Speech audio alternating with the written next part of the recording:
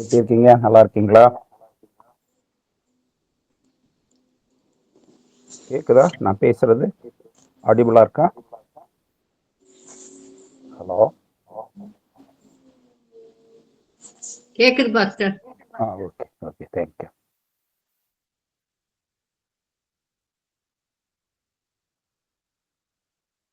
Share பண்ணி நம்ம ஆரம்பிக்கலாம் மறுபடியும். இந்த செமஸ்டரில் இந்த வகுப்பு நமக்கு கடைசி வகுப்பாக இருக்கின்றது. நம்ம சென்ற நாட்களிலே படித்த அந்த பாடங்கள், வார்த்தைகள், இன்றைக்கு நம்ம அதை மறுபடியும் திருப்ப அந்த வார்த்தைகளை நம்ம பார்க்கும் பொழுது நமக்கு எல்லாருக்கும் நமது எக்ஸாம் பரீட்சை எழுதும் பொழுது, தேர்வு எழுதும் பொழுது நம்ம நல்லா புரிந்து இந்த சப்ஜெக்டை நல்லா வெற்றியாக நம்ம முடிக்க ஆண்டு நமக்கு கிருபை பாராட்டும்படியாக நம்ம ஜெபம் பண்ணலாம். கிருபை நிறைந்த ஆண்டவரே ஸ்தோத்திரிக்கின்றோம். ஸ்தோத்திரம் ஆண்டவரே, ஸ்தோத்திரிக்கிறோம் ஸ்தோத்திரிக்கின்றோம் ஆண்டவரை ஸ்தோத்திரிக்கிறோம். சர்வவல்லவரே, உண்மை நாங்கள் துதிக்கிறோம் துதிக்கிறோம் துதிக்கின்றோம். ஆண்டவரே உமக்கு நன்றியா, உமக்கு நன்றி ஆண்டவரே. இந்த இறையியல் வகுப்புக்காக உமக்கு நன்றி. கூகுள் மீட் மூலமாக நாங்கள் சென்ற சில மாதங்களாக ஆண்டவரே இந்த இறையியல் உபதேசங்களை குறித்து நாங்கள் படித்து கொண்டு வந்தோம். தொடர்ந்து ஆண்டவரே இந்த பாடத்தினுடைய ஒவ்வொரு வார்த்தைகளிடம் இணைந்திருக்கிற ஒவ்வொருவரும் சரியாக ஆண்டவரே அதை விளங்கி கொண்டு அநேகருக்கு கற்றுத்தரும்படி, அநேகருக்கு போதிக்கிற போதகர்களாக, நல்ல டீச்சர்ஸாக ஆண்டவர் இந்த வகுப்பில் இணைந்திருக்கிற அநேகரை கர்த்தர் மாற்றும்படியாக ஜெபிக்கிறேன். இந்த பிள்ளைகள் செய்கிற எல்லா ஊழியங்களை ஆசீர்வதியும். தொடர்ந்து இந்த வகுப்பு முடிகிறது வரையிலும் உங்களுடைய பிரசன்னங்களோடு கூட இருக்கட்டும் ஆண்டவரே. முற்றிலுமாக தாழ்த்தி உங்களுடைய கரங்களிலே நாங்கள் ஒப்புக் கொடுக்கிறோம். உடைய நாமம் மகிமைப்படட்டும் ஆண்டவரே. ஸ்தோத்திரம், துதிக்கிறோம் ஸ்தோத்திரிக்கிறோம். கர்த்தராகிய இயேசு கிறிஸ்துவின் நாமத்தில் எங்கள் ஜெபம் கேளும் அன்புள்ள பரமபிதாவே. ஆமென். ஆமோ, சென்ற வகுப்பிலே நம்ம பார்த்து கொண்டிருந்த அந்த வார்த்தைகளை, அந்த சப்ஜெக்டை நான் துரிதமாக பேசி முடித்து விட்டு மீதி இருக்கிற ஒரு 2-3 டாக்டர்னு இருக்கு, அதையும் நான் ஒரு வார்த்தையில அதை சொல்லி நிறைவு செய்து விட்டு நம்ம கடைசியில் கொஞ்ச நேரம் ஒரு ரிவிஷன் மாதிரி, இன்றைக்கு நமக்கு கடைசி வகுப்பாக இருக்கிறதுனால ஒரு ரிவிஷன் மாதிரி பேசும்படியாக விரும்புகிறேன். அதுக்கப்புறம் இந்த எக்ஸாமை குறித்ததான சில காரியங்களை நான் உங்களுக்கு சொல்லுகிறேன். உங்களுக்கு அதை தமிழில் நோட்ஸ் உங்களுக்கு கொடுக்கப்பட்டிருக்கிறது, அதை நீங்கள் வாசிங்க. இன்னும் சில நோட்ஸ் என் கையில் இருக்கிறது, அதையும் நான் உங்களுக்கு அனுப்பி வைக்கிறேன். நான் உங்களுக்கு அனுப்பி தந்த அந்த நோட்ஸ் ரொம்ப நல்ல ஒரு நோட்ஸ். நீங்கள் அதை டீச் பண்ணுறதுக்கு கூட நீங்கள் உபயோகப்படுத்தலாம். நாளைக்கு நீங்கள் ஒரு கல்லூரியில் இல்லை ஒரு திருச்சபையில் இறையியல் உபதேசங்கள் போதிக்கிற ஒரு வாய்ப்பு உங்களுக்கு ஏற்படும் போது இந்த நோட்ஸ் உங்களுக்கு ரொம்ப உதவியாக இருக்கும். எக்ஸாமுக்கும் அந்த நோட்ஸை நீங்கள் உபயோகப்படுத்துங்க. அதோடு கூட நீங்கள் வகுப்பிலே நாங்கள் எடுக்கிற அந்த லெக்சர் நோட்ஸ் இருக்கு இல்லையா, வகுப்பிலே நீங்கள் நோட் பண்ணுற அந்த நோட்ஸ், அதையும் எக்ஸாமுக்கு முன்னாடி ஒரு 2 வாட்டி வாசிச்சுட்டு எக்ஸாம் எழுதுங்க. எக்ஸாமை குறித்து நம்ம கடைசியிலே பேசலாம். சென்ற வகுப்பிலே நம்ம pneumatology, doctrine of the holy spirit, பரிசுத்த ஆவியானவரை பற்றிய உபதேசம், ஆவியானவரை பற்றிய போதனை, அதுதான் நம்ம பார்த்தோம். நான் வச்சிருப்பீங்கன்னு நினைக்கின்றேன். நியூமேட்டாலஜி அப்படின்னா 2 கிரீக் வார்த்தையிலிருந்து வருகிறது, pneuma and logos. Pneuma, PNUMA, pneuma plus logos. Pneuma அப்படின்னா ஆவி, லோகோஸ் அப்படின்னா படிப்பு. ஸோ ஆவியை குறித்ததான படிப்பு. நம்ம பரிசுத்த ஆவியை பற்றிய அந்த படிப்பை தான் நியூமேட்டாலஜி அப்படின்னு சொல்கிறோம். சென்ற வகுப்பிலே பழைய ஏற்பாட்டிலிருந்து பரிசுத்த ஆவியினுடைய அந்த தன்மை, செயல்கள், ஆவியானவரின் தன்மையும் செயலும் பழைய ஏற்பாட்டை மையமாக வைத்து நம்ம பார்த்தோம். இன்றைக்கு தொடர்ந்து ஆண்டவராகிய இயேசு கிறிஸ்துவனுடைய வாழ்க்கையிலே பரிசுத்த ஆவியானுடைய அந்த பங்கு என்ன, அவை தான் நம்ம பார்த்து கொண்டிருக்கிறோம். அதில் ஒரு 2-3 காரியம் சொன்னோம். தொடர்ந்து சில வார்த்தைகளை நம்ம சொல்லி அதை நிறைவு செய்யலாம். நம்ம பழைய ஏற்பாட்டையும் அதே போல புதிய ஏற்பாட்டையும் படிக்கும் பொழுது பரிசுத்த ஆவியானவர் ஆண்டவராகிய இயேசு கிறிஸ்து இந்த உலகத்திலே பிறப்பதற்கு அவர்தான் காரணமாக இருக்கிறார். மரியாள் கற்பம் தரிக்கும் பொழுது பரிசுத்த ஆவியினுடைய வல்லமை மரியாளுக்குள் வழுகிறது. மரியாள் கற்பந்தரித்த அந்த குழந்தை ஆவியினால் அவள் கற்பந்தரிக்கிறாள். இயேசு கிறிஸ்துவனுடைய அந்த குழந்தையாக அவர் பிறப்பதற்கு காரணமாக பரிசுத்த ஆவியானவர் இருக்கிறார். பிற்பாடு ஆண்டவர் இந்த உலகத்திலே பிறந்த பின்பு நம்ம பார்க்கும் பொழுது அவர் ஞானஸ்நானம் பெற்று கரையேறின உடனே ஆவியானவர் புறாவை போல அவருக்கு மேல வந்து இறங்குகிறார். ஆவியினால் அவர் அபிஷேகம் பண்ணப்படுகிறார். அது அந்த நாசரேத்திலே அவர் வரும்பொழுது லூக்கா 4வது அதிகாரம் 16வது வசனத்திலிருந்து நம்ம வாசிக்கும் பொழுது அங்கே அவருக்கு ஒரு சுருள் கொடுக்கப்படுகிறது. ஏசாயா தீர்க்கதரிசியின் சுருள், அதை வாசிக்கிறார். அதில் கர்த்தருடைய ஆவியானவர் என் மேல் இருக்கிறார், தரித்திரருக்கு சுவிசேஷத்தை அறிவிக்கும்படியாக, கட்டுண்டவர்களை விடுதலையாக்கும்படியாக அப்படின்னு அது அந்த வசனம் அப்படியே போகுது. கடைசியில் கர்த்தர் என்னை அபிஷேகம் பண்ணினார், அதுக்காக ஆண்டவர் என்னை தேவன் என்னை அபிஷேகம் பண்ணினார் என்று அந்த ஏசாயா தீர்க்கதரிசியில வருகிற அந்த வார்த்தையை வாசிச்சுட்டு ஆண்டவர் இன்றைக்கு அது நிறைவேறிடுச்சு. ஸோ ஆண்டவர் அவர் அபிஷேகம் பண்ணப்பட்டவர், தேவனுடைய சித்தத்தை பூமியில நிறைவேற்றுவதற்கு அவர் அபிஷேகம் பண்ணப்பட்டவர் என்று ஆண்டவர் லூக்கா 4:16 இருந்து வருகிற அந்த நாசரேத் மேனிஃபெஸ்டோ அப்படின்னு நம்ம சொல்லுவோம். நாசரேத் ஊரிலே ஆண்டவர் வெளிப்படுத்தின அவருடைய ஊழியத்தின் அந்த சுருக்கம் அதில் வருகிறது. ஸோ ஆவியானவர் ஞானஸ்நானம் பெற்று கரையேறினுடனே பரிசுத்த ஆவியானவர் அவரை நிரப்புகிறார். தேவன் அவரை ஆவியினால் அபிஷேகம் பண்ணுகிறார். பிற்பாடு அவர் அந்த சோதனைகளை சந்திக்கும் பொழுது நாம் வாசிக்கிறோம், அவர் ஆவியானவராலே வனாந்திரத்திற்கு கொண்டு போகப்பட்டார். அவருடைய அந்த சோதனையின் பொழுதும் ஆவியின் பலன் அவருக்குள் இருக்கிறது. ஆவியினாலே பிசாசை அவர் மேற்கொள்ளுகிறார், ஆவியினாலே கொண்டு போகப்படுகிறார். அவர் ஆவியினால் அவர் பிறந்தவர், அபிஷேகம் பண்ணப்பட்டவர் என்றாலும் அந்த சோதிக்கப்படும் பொழுது ஆவியானவராலேயே அவர் நடத்தப்படுகிறார் என்று நம்ம பார்க்கிறோம்.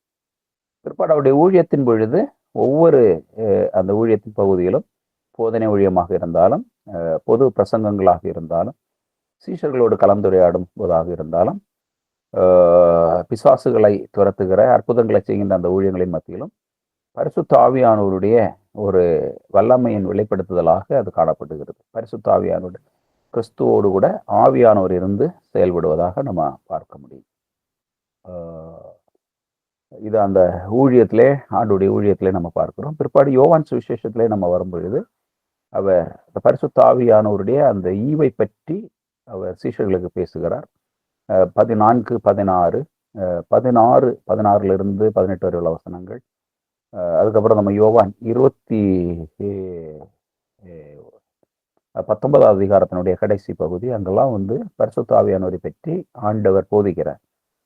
வேறொரு தேற்றவாளனை, உங்களோடு கூட இருக்கும்படியாக வேறொரு தேற்றவாளனை, another comforter, நான் பிதாவிடத்திலிருந்து கேட்டு உங்களோடு கூட இருக்கும்படி உங்களுக்கு நான் வேறொரு தேற்றவாளனை அனுப்புவேன், பேராக்ளீட்டோஸ் என்று ஆண்டவர் போதிக்கிறார்.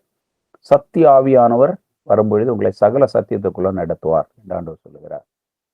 ஸோ ஆண்டவர் அவருடைய போதனையின் பொழுது பரிசுத்த ஆவியானவர் என்கின்ற அந்த ஒரு ஈவை ஆண்டவர் அவரை விசுவாசிக்கிற மக்களுக்கு ஆண்டவர் கொடுப்பேன் என்று தன்னுடைய போதனையிலே போதித்திருக்கிறார். சில நடவடிக்கைகளிலே நம்ம வரும்பொழுது அந்த யோவானுடைய கடைசியில அந்த சீஷர்களுக்கு மேல அவர் ஊதிட்டு நீங்க எல்லாரும் ஆவியை பெற்றுக்கொள்ளுங்கள் என்பது பெந்தேகோஸ்து நாளிலே நடக்கவிருக்கிற அந்த ஆவிக்குரிய அந்த ஒரு நிகழ்வினுடைய ஒரு முன்னோடியாகத்தான் இயேசு சீஷர்களை ஊதி நீங்கள் ஆவியின் பலனை பெற்றுக்கொள்ளுங்கள், ஆவியின் அபிஷேகத்தை பெற்றுக்கொள்ளுங்கன்னு சொல்றாரு. ஆனால் அப்போஸ்தலர் 1:8 வரும்போது நீங்க எருசலேமை விட்டு பின்வாங்காம என்னிடத்திலே கேட்ட வார்த்தை பிதாவினுடைய வாக்குத்தத்தம் நிறைவேறும்படி எருசலேமிலே வீற்றுங்க, ஆவியானவர்களிடத்துல வரும்போது நீங்கள் பலனடைந்து எருசலேமிலும் யூதேயாவிலும் சமரியாவிலும் பூமியின் கடைசி வரையிலிருந்து எனக்கு சாட்சிகளாக இருப்பீர்கள் அப்படின்னு ஆண்டவர் சொல்றாரு. ஸோ பரிசுத்த ஆவியானவர் ஆண்டவராக இயேசு கிறிஸ்துவுடைய ஊழியத்திலும் அவருடைய பிறப்புல அவருடைய ஊழியத்துல அதுக்கப்புறம் அவர் அந்த ஆவியானவரை குறித்த ஒரு வாக்குறுதியை, ஒரு வாக்கு தத்துவத்தை சீஷர்களுக்கு கொடுத்து இந்த ஆவியானவரை அவர்கள் பெற்றுக்கொண்டு அவங்க ஊழியத்துக்கு புறப்பட்டு செல்லும் பொழுதுதான் இயேசு கிறிஸ்து சொன்ன அந்த கடைசி கட்டளையை நிறைவேற்ற முடியும். உலகம் எங்கும் போய் சர்வ சிருஷ்டியின் சுவிசேஷத்தை அறிவிக்கின்ற அந்த கட்டளை நிறைவேற்றப்பட வேண்டும் என்று சொன்னால் அதற்கு முன்பதாக அவர்கள் எருசலேமிலே தரித்திருந்து இந்த ஆவியின் வரத்தை வல்லமை பெற்றுக்கொள்ள வேண்டும். அது யோவேல் தீர்க்கதரிசியின் புத்தகம் 2வது அதிகாரம் 28 சொல்லப்படுகின்ற அந்த வசனத்தினுடைய ஒரு நிவர்த்தியாக கூட ஆண்டவர் குறிப்பிடுகிறார். ஸோ இயேசு கிறிஸ்துவும் பரிசுத்த ஆவியானவரும் என்று நம்ம பார்க்கும் பொழுது இது நீங்க சரியாக அறிந்திருக்க வேண்டும். ஆண்டவர் ஆவியினாலே தான் கற்பந்தரித்து குழந்தையாக பிறக்கிறார். ஆவியினால் நிரப்பப்படுகிறார். ஞானஸ்நானத்தின் பொழுது ஆவியினாலே சோதிக்கப்படுவதற்கு அவர் கொண்டு போகப்படுகிறார். ஆவியின் வல்லமையோடு அந்த பப்ளிக் மினிஸ்ட்ரி பண்றார். Teaching, preaching, healing, miracle working, எல்லா மினிஸ்ட்ரியும் பரிசுத்த ஆவியினாலே செய்கிறார். பின்பு பரிசுத்த ஆவியானவரை பற்றிய ஒரு தெளிவான உபதேசத்தையும் சீஷர்களுக்கு கட்டளையிடுகிறார். வேறொரு தேற்றவாளன் என்றும் அவர்களை வழி நடத்துகின்ற ஒரு ஆவியானவர் என்றும் பிதாவின் ஆவி என்றும் கர்த்தருடைய ஆவி என்றும் அவர் சீஷர்களுக்கு போதிக்கிறார். அதை பெற்றுக்கொள்ளும்படி அவர்கள் எருசலேமிலே காத்திருந்து அந்த வரத்தை வல்லமையை அவர்கள் பெற்றுக்கொள்ள வேண்டும் என்று ஆண்டவர் கட்டளையிட்டார். அப்போதுதான் தேவனுடைய அந்த கட்டளையை ஆண்டவராக இயேசு கிறிஸ்து சீஷர்களுக்கு கொடுத்த அந்த கட்டளையை நிறைவேற்ற இயலும் என்று ஆண்டவர் போதிக்கிறார் அவர்களுக்கு. சரியாக ஆண்டவர் போதித்த வண்ணமாகவே அவங்க ஆண்டவராக இயேசு கிறிஸ்து பரலோகத்துக்கு எடுத்துக்கொள்ளப்பட்ட பிறகு எல்லாரும் எருசலேமிலே மார்க்குங்கிறவருடைய வீட்டினுடைய மேல் வீட்டறையில கூடி வந்திருக்காங்க. மார்க் அவருடைய வீட்டினுடைய மேல் வீட்டறையில வந்திருக்கும் போது அவங்க அந்த பெந்தைக்கோஸ்து நாள் வருகிறது.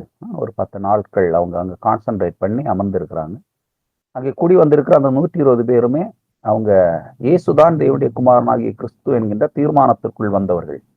கிறிஸ்துவின் ரகசியத்தை புரிந்து கொண்டு கிறிஸ்துவானவர் வேத வசனங்களின்படி மரித்து வேத வசனங்களின்படி அடக்கம் பண்ணப்பட்டு வேத வசனங்களின்படி உயிர்த்தெழுந்து வேத வசனங்களின்படி அவர் பரலோகத்துக்கு எடுத்துக்கொள்ளப்பட்ட பிதாவின் வலது வருஷத்தில் வீற்றிருக்க வேண்டும் என்று பழைய ஏற்பாட்டிலே சொல்லப்பட்ட தீர்க்க தரிசன வசனங்கள் எல்லாம் இயேசு அவர்களோடு கூட இருந்தபோது அதன் அர்த்தத்தையும் ஆழத்தையும் அவங்க புரிந்து கொள்ளவில்லை.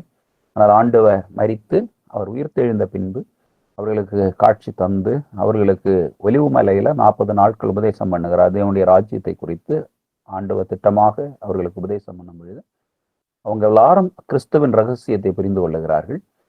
இயேசுதான் தேவனுடைய குமாரனாகிய கிறிஸ்து, வேத வசனங்கள் சொல்லுகிறவர் இவர்தான் என்று அவர்கள் பூர்ணமாக நம்புகிறார்கள்.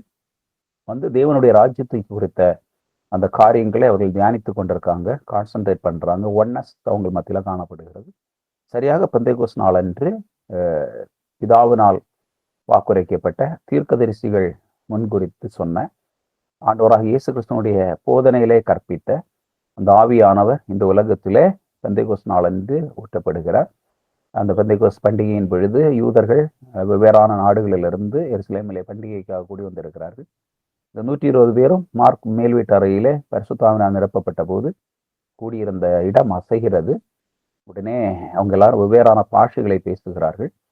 அதை கேட்ட உடனே அந்த சத்தத்தையும் அந்த குரலையும் கேட்ட உடனே எல்லாருமே இந்த பண்டிகைக்கு வந்தவங்க திரளான மக்கள் என்ன நடக்கிறது என்று கூடி வரும் பொழுது அவங்க மொழியிலேயே இந்த ரகசியங்கள் சத்தியங்கள் பேசப்படுவது அவங்க கேட்குறாங்க. கேட்டு இவர்கள் எல்லாரும் கல்லாதவர்கள் அல்லவா, இவங்களுக்கு இந்த ஞானம் எப்படி வந்துச்சுன்னு வியக்கும் போது பேதுரு எழும்பி நின்று 11 சீஷர்களோடு கூட சேர்ந்து அவர் பிரசங்கம் பண்றாரு. நீங்கள் சிறுவையில் அறிந்த இயேசுதான் தேவனுடைய குமாரனாகிய கிறிஸ்து, அவரே இரட்சகர், அவரே ஆண்டவர், அவரே கர்த்தர், அவர்தான் வாக்குரைக்கப்பட்ட அந்த மேசியா என்கின்ற செய்தி பிரசங்கிக்கப்படுகிறது. ஸோ ஆவியினுடைய ஒரு செயல் கிரியை பயங்கரமாக அந்த நேரத்தில் வெளிப்படும் பொழுது அந்த மக்கள் இருதயத்திலே குத்தப்படுகிறார்கள். ரட்சிக்கப்படுவதற்கு நாங்கள் என்ன செய்ய வேண்டும் என்று அவங்க கேட்குறாங்க. உடனே பேதுரு, நீங்கள் கர்த்தராகிய இயேசு கிறிஸ்துவை விசுவாசித்து மனம் திரும்பி நீங்கள் ஞானஸ்நானம் பெற்று நீங்கள் ரட்சிப்பை பெற்றுக்கொள்ள வேண்டும். அங்கேதான் அந்த அப்போஸ்தல உபதேசம் 7 அப்போஸ்தல உபதேசம் வருகிறது. அதனால் இதுக்கு முன்னாடி உங்களுக்கு சொன்னேன்.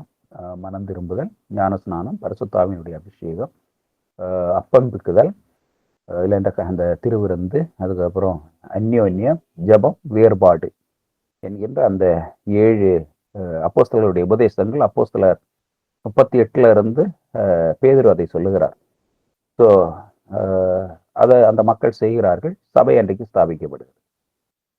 இதுதான் நம்ம ஆண்டவராக இயேசு கிறிஸ்துவுடைய போதனையும் அந்த போதனையின் நிறைவேறுதலுமாக நம்ம வேதத்திலே பார்க்கிற காரியங்கள். அடுத்து நம்ம பரிசுத்த ஆவியானவரை பற்றி பவுலுடைய நிருபங்களிலேயும் அப்போஸ்தல நடவடிக்கைகளிலேயும் நம்ம பார்க்கிறதான அந்த காரியங்கள், அதுவும் முக்கியமான காரியங்கள். ஆவியானவரை பற்றி அப்போஸ்தலனாகிய பவுலும் அதே போல அப்போஸ்தல நடவடிக்கைகளிலும் நம்ம பார்க்கிற காரியங்கள் என்னவென்றால், சபை ஒரு இடத்துல ஸ்தாபிக்கப்படுவதற்கும் அந்த சபையிலே பாவிகள் மனம் திரும்பி விசுவாசித்து ரட்சிப்பை பெற்றுக்கொள்வதற்கும் ஆவியானவர் அங்கே கிரியை செய்கிறார். ஸோ ஆவியானவர் இழுத்து கொள்ளவில்லை என்றால் யாரும் சுவிசேஷத்தை ஏற்றுக்கொள்ள முடியாது. ஸோ ஒருவர் மனம் திரும்புவதற்கும் ரட்சிப்பை பெற்றுக்கொள்வதற்கும் ஆவியானவருடைய அந்த செயல் கிரியை ரொம்ப முக்கியமானது என்று நம்ம வாசிக்கிறோம். அப்போஸ்தலனாகிய பவுலுடைய நிருபத்திலே நம்ம வரும் பொழுது பவுலும் இவைகளைத்தான் நமக்கு போதிக்கிறார். பவுல் போதிக்கிற காரியங்கள் என்னவென்றால், ஆவியானவருக்கு ஒரு ஆழ்த்தன்மை இருக்கிறது. ஆவியானவர் எல்லாவற்றையும் ஆராய்ந்து அறிகிறவராக இருக்கிறார். ஆவியானவர் தான் விரும்புகிறபடி வரங்களை வல்லமைகளையும் ஆவியானவரே கொடுக்கிறார். ஆவியானவருக்கு ஒரு தனி தேர்ந்து கொள்ளும் திறன் இருக்கிறது. Holy Spirit is a personality என்பதை பவுலும் அவருடைய நிருபங்களை அவர் வாக்கு கடங்காத பெருமூச்சுகளோடு நமக்காக பேசுகிறார். பரிசுத்த ஆவி துக்கப்படுத்தக்கூடாதுங்கிறார். அப்போ பரிசுத்த ஆவியானவர் துக்கப்படுகிறது. ஸோ இவைகளெல்லாம் ஆவியானவரை குறித்து அப்போஸ்தலனாகிய பவுல் நம்ம வேதத்திலே அது அவர் போதிக்கிறதை நம்ம பார்க்கிறோம். ஸோ ஒருவர் அவர் பாவியாக இருந்து மனம் திரும்பி ரட்சிப்பை பெற்று பரிசுத்தமாக வாழ்ந்து அவர் மறுபடியும் பரலோகத்தில் நித்திய ஜீவனில் சேர்க்கப்படுவதற்கு ஆவியானவருடைய பங்கு மிக மிக முக்கியமாக இருக்கிறது. அந்த சுவிசேஷத்தை ஒருவர் பேசும் பொழுது, இந்த ஆவியின் நிறைவோடு பேசும் பொழுதுதான் அந்த சுவிசேஷத்துல வல்லமை வெளிப்படுகிறது. வேறு வார்த்தை என்றால் அந்த வார்த்தையில மட்டும் அங்கே கிரியை நடப்பதில்லை. வார்த்தையும் ஆவியின் வல்லமையும் சேரும் பொழுதுதான் அங்கே ஒரு மறுபிறப்பு உண்டாகிறது, விசுவாசம் வருகிறது, மனம் திரும்புதல் உண்டாகிறது, ஒரு ஒரு ரட்சிப்பின் செயல் அங்கே நடக்கிறது. அதுக்கப்புறம் ஆவியானவர் தான் முத்திரை போடுகிறார், ஆவியானவர் தான் ஜெனிப்பிக்கிறார், ஆவியானவர் தான் தேவனுடைய பிள்ளைகளாக மாற்றுகிறார், ஆவியானவர் தான் அப்பா பிதாவை என்று கூப்பிடுகிறதான அந்த புத்திர சுவிகாரத்தின் ஆவியை வழங்குகிறார், ஆவியானவர் தான் பலப்படுத்துறாரு, ஆவியானவர் தான் ஊழியத்திற்கு தேர்வு செய்து நடத்துகிறார். ஸோ ஆவியானவருடைய பங்கு நம்ம பவுலுடைய நிருபங்களிலே பார்க்கும் பொழுது ரொம்ப முக்கியமானதாக காணப்படுகிறது. பிற்பாடு ஆண்டவர் தனிநபருடைய பக்தி விருத்திக்காகவும் சபையினுடைய பக்தி விருத்திக்காகவும் வரங்களையும் கனிகளையும் ஆண்டவர் சபைக்காக ஆவியானவர் மூலமாக வைத்திருக்கிறார். ஸோ கலாத்திரிக்கு நிறுவனம் 5வது அதிகாரம் 23 நம்ம கீழே வாசிக்கும் போது அங்கே ஆவியின் கனிகள் சொல்லப்படுகிறது. 1 கொரிந்தியர்ல நம்ம வாசிக்கும் போது ஆவிக்குரிய வரங்களை பற்றி பவுல் சொல்கிறார்.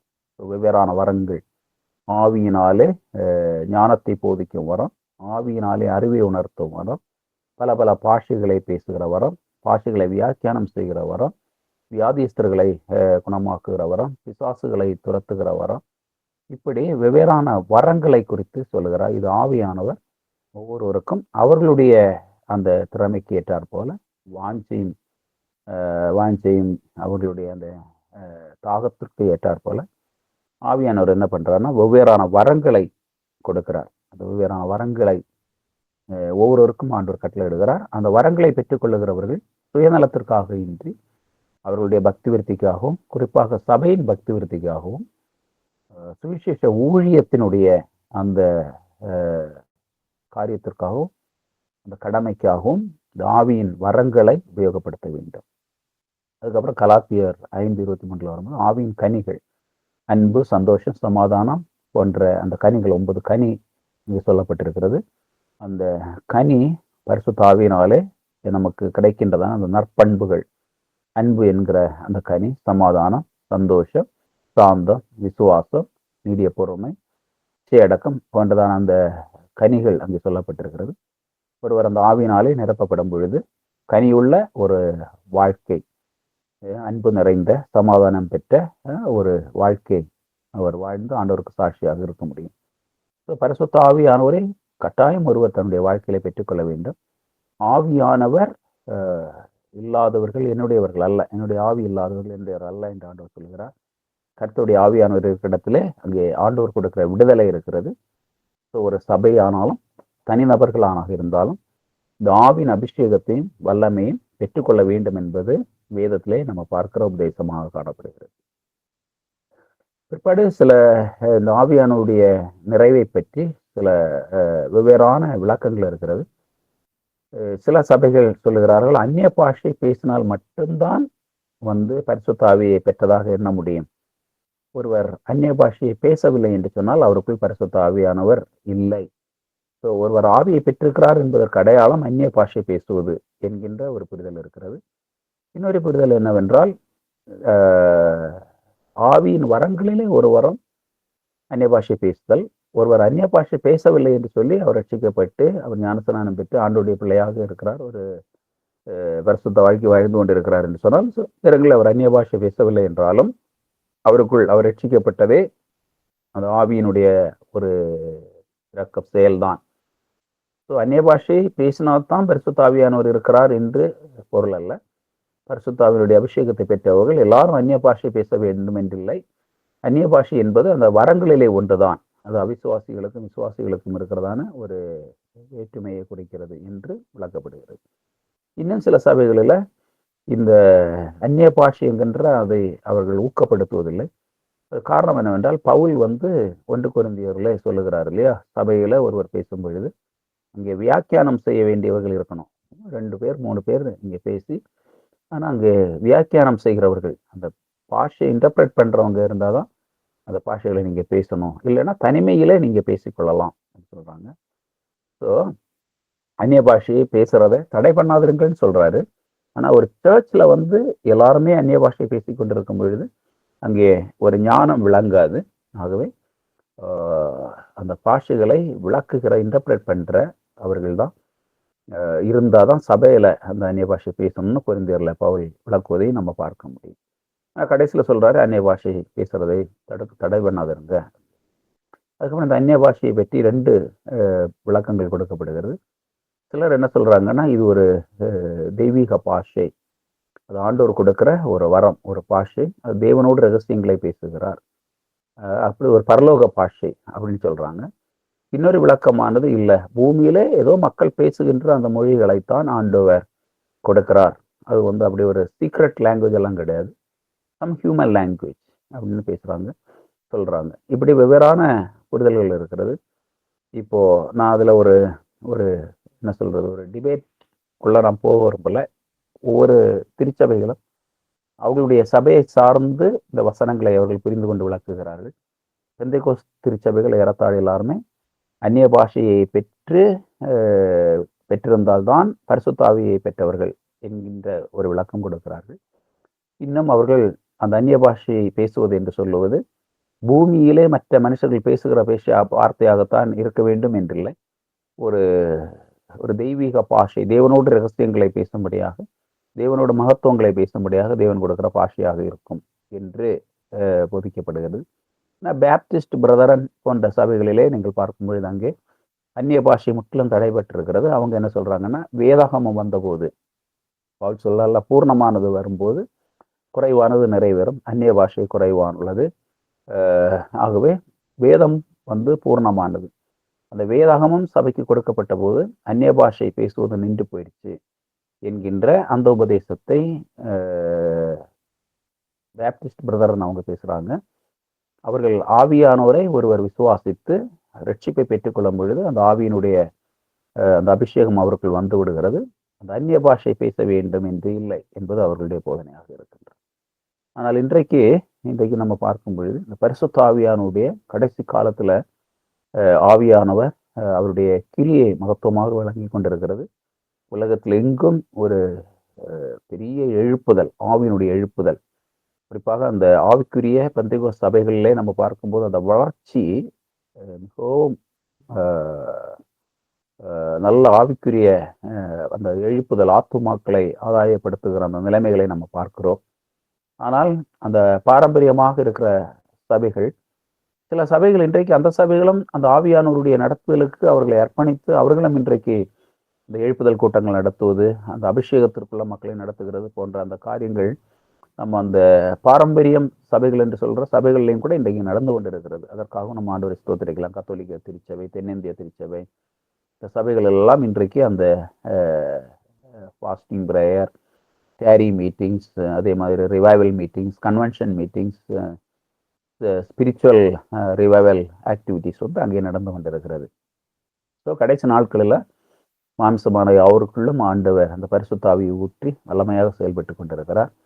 குறிப்பாக நீங்கள் அந்த பெந்தைக்கோஸ்து சபைகளிலே பார்க்கும்போது அந்த ஆத்தும ஆதாயம் ஆவியினால் நிறைந்து அந்த சுவிசேஷத்தை மக்களுக்கு போதித்து சபைகள் இன்றைக்கு வாழ்ந்து கொண்டிருக்கிறது. நம்ம பார்க்கிற வனமாக எல்லா சபைகளிலேயுமே நீங்கள் பார்க்கும் பொழுது சில குறைபாடுகள் எல்லாம் இருக்கும். எந்த சபையுமே ஒரு 100% பர்ஃபெக்ட் சபை இந்த சபை அப்படின்னு நம்ம சொல்ல இயலாது.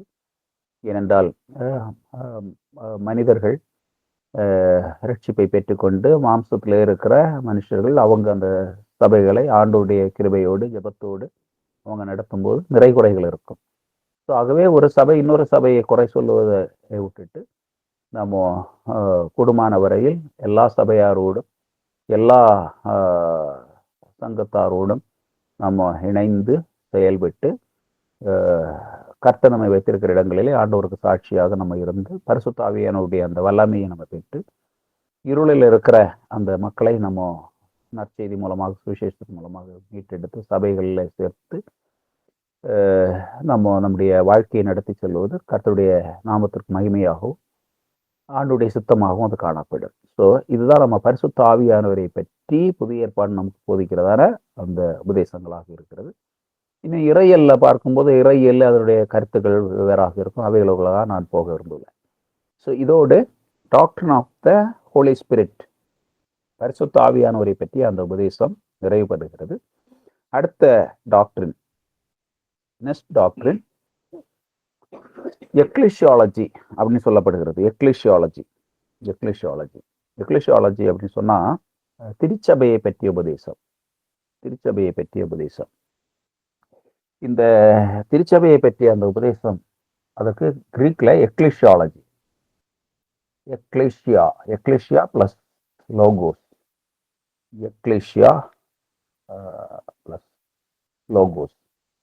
இந்த எக்லிசியாங்கிற அந்த வார்த்தையை 2 கிரீக் வார்த்தையிலிருந்து வந்திருக்கிறது. Egg plus காலியோ. எக் அப்படின்னா ஈகே, எக். காலியோ KALEO. காலியோ அப்படின்னா கால்ட். எக் அப்படின்னா அவுட் ஆஃப். எக்லிசியா அப்படின்னு சொன்னா study about the called out community. அழைத்து பிரித்தெடுக்கப்பட்டவர்களை பற்றிய படிப்பு, அதான் எக்லிசியாலஜி. அழைப்பை பெற்று பிரித்தெடுக்கப்பட்ட அந்த கூட்டத்தை பற்றிய அந்த மக்களை பற்றியதான படிப்பு, அதான் எக்லிசியாலஜி. ஸோ எக்லிசியா அப்படின்னா எக் பிளஸ் காலியோ பிளஸ் லோகோஸ். எக் என்பது ஒரு ப்ரிஃபிக்ஸ், ப்ரிப்போசிஷன் ப்ரிஃபிக்ஸா இருக்கு. அவுட் ஆஃப் என்பது அதனுடைய அர்த்தம். பிளஸ் காலியோ கால்டு, லோகோஸ் ஸ்டடி அபவுட்.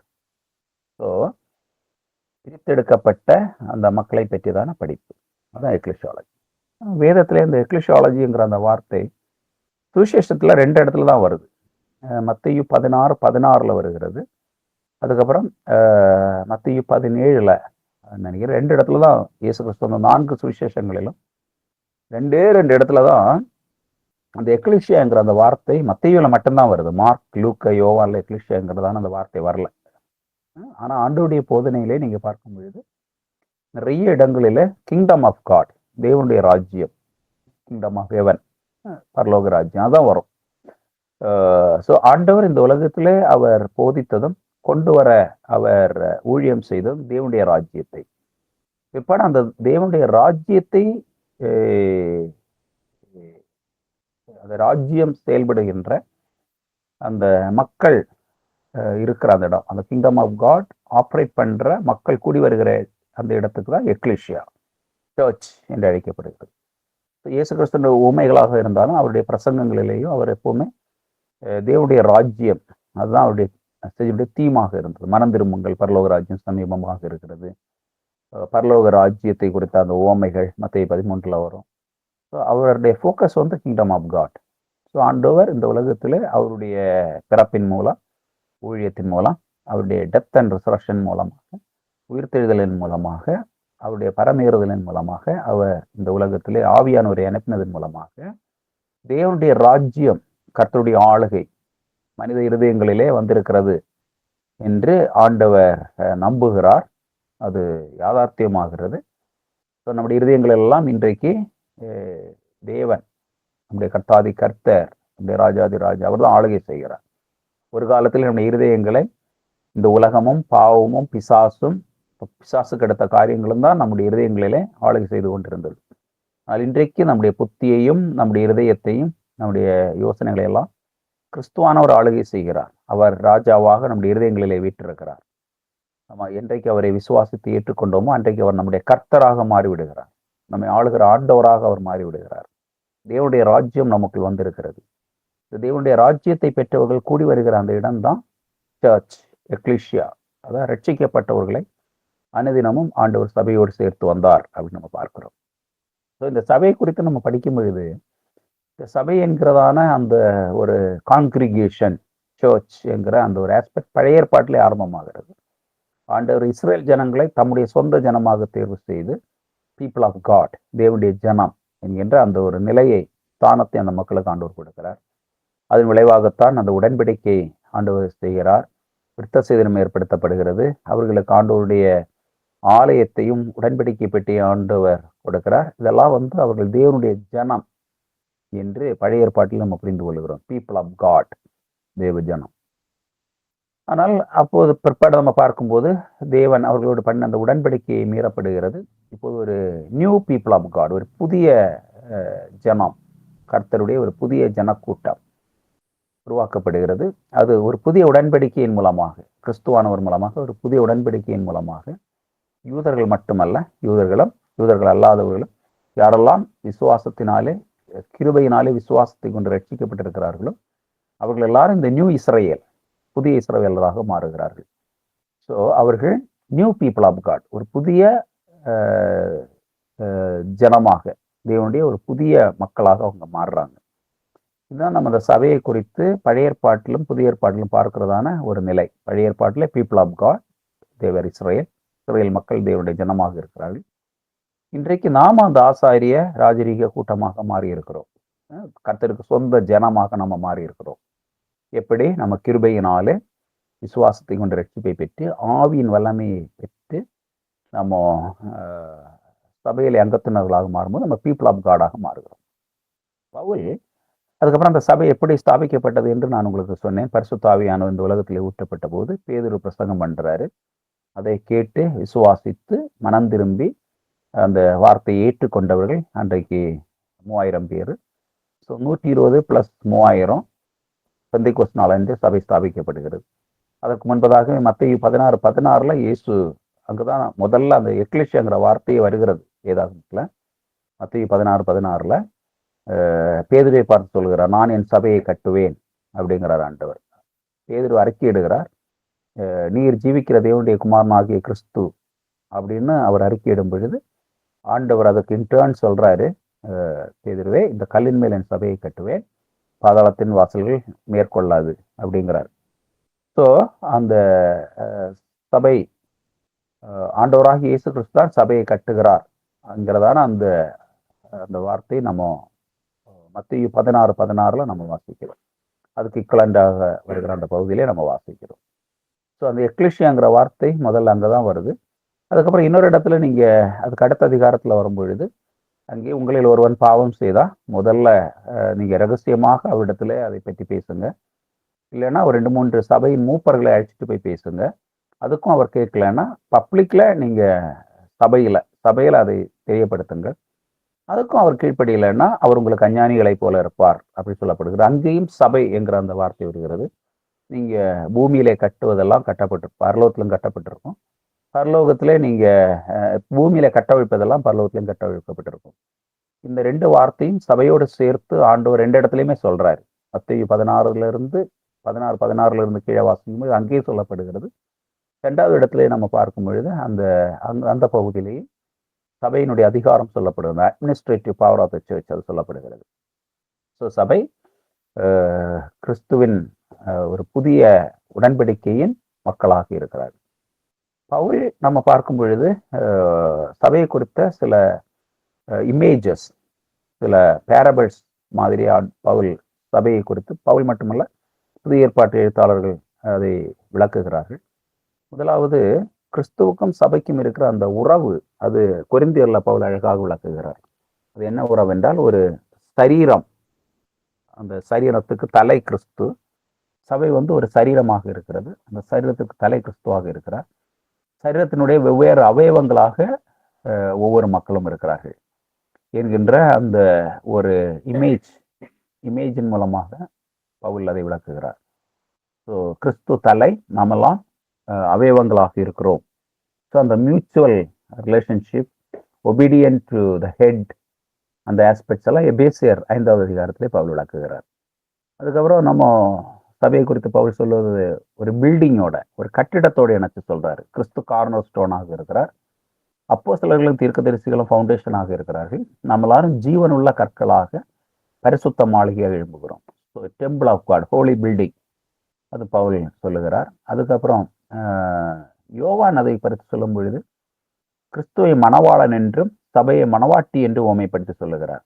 இப்படி கிறிஸ்துவுக்கும் சபைக்கும் இருக்கிற உறவு புதிய ஏற்பாட்டிலே அழகாக சொல்லப்படுகிறது. இந்த சபையினுடைய வளர்ச்சியை விரிவாக்கத்தையும் நம்ம பார்க்கும் பொழுது, எருசலேம் பட்டணத்திலே முதல் திருச்சபை ஸ்தாபிக்கப்படுகிறது. பிற்பாடு அந்த எருசலேமிலே அன்றைக்கு வெவ்வேறு நாடுகளிலிருந்து வந்த மக்கள், அவர்கள் ரட்சிக்கப்பட்டு சொந்த ஊருக்கு போய் அந்த யூதர்கள் ஹவுஸ் சர்ச்சை ஸ்டார்ட் பண்றாங்க. அப்படிதான் அந்த ரோமபுரியிலெல்லாம் அப்படிதான் அந்த ஹவுஸ் சர்ச் தான் ஸ்டார்ட் ஆகுது.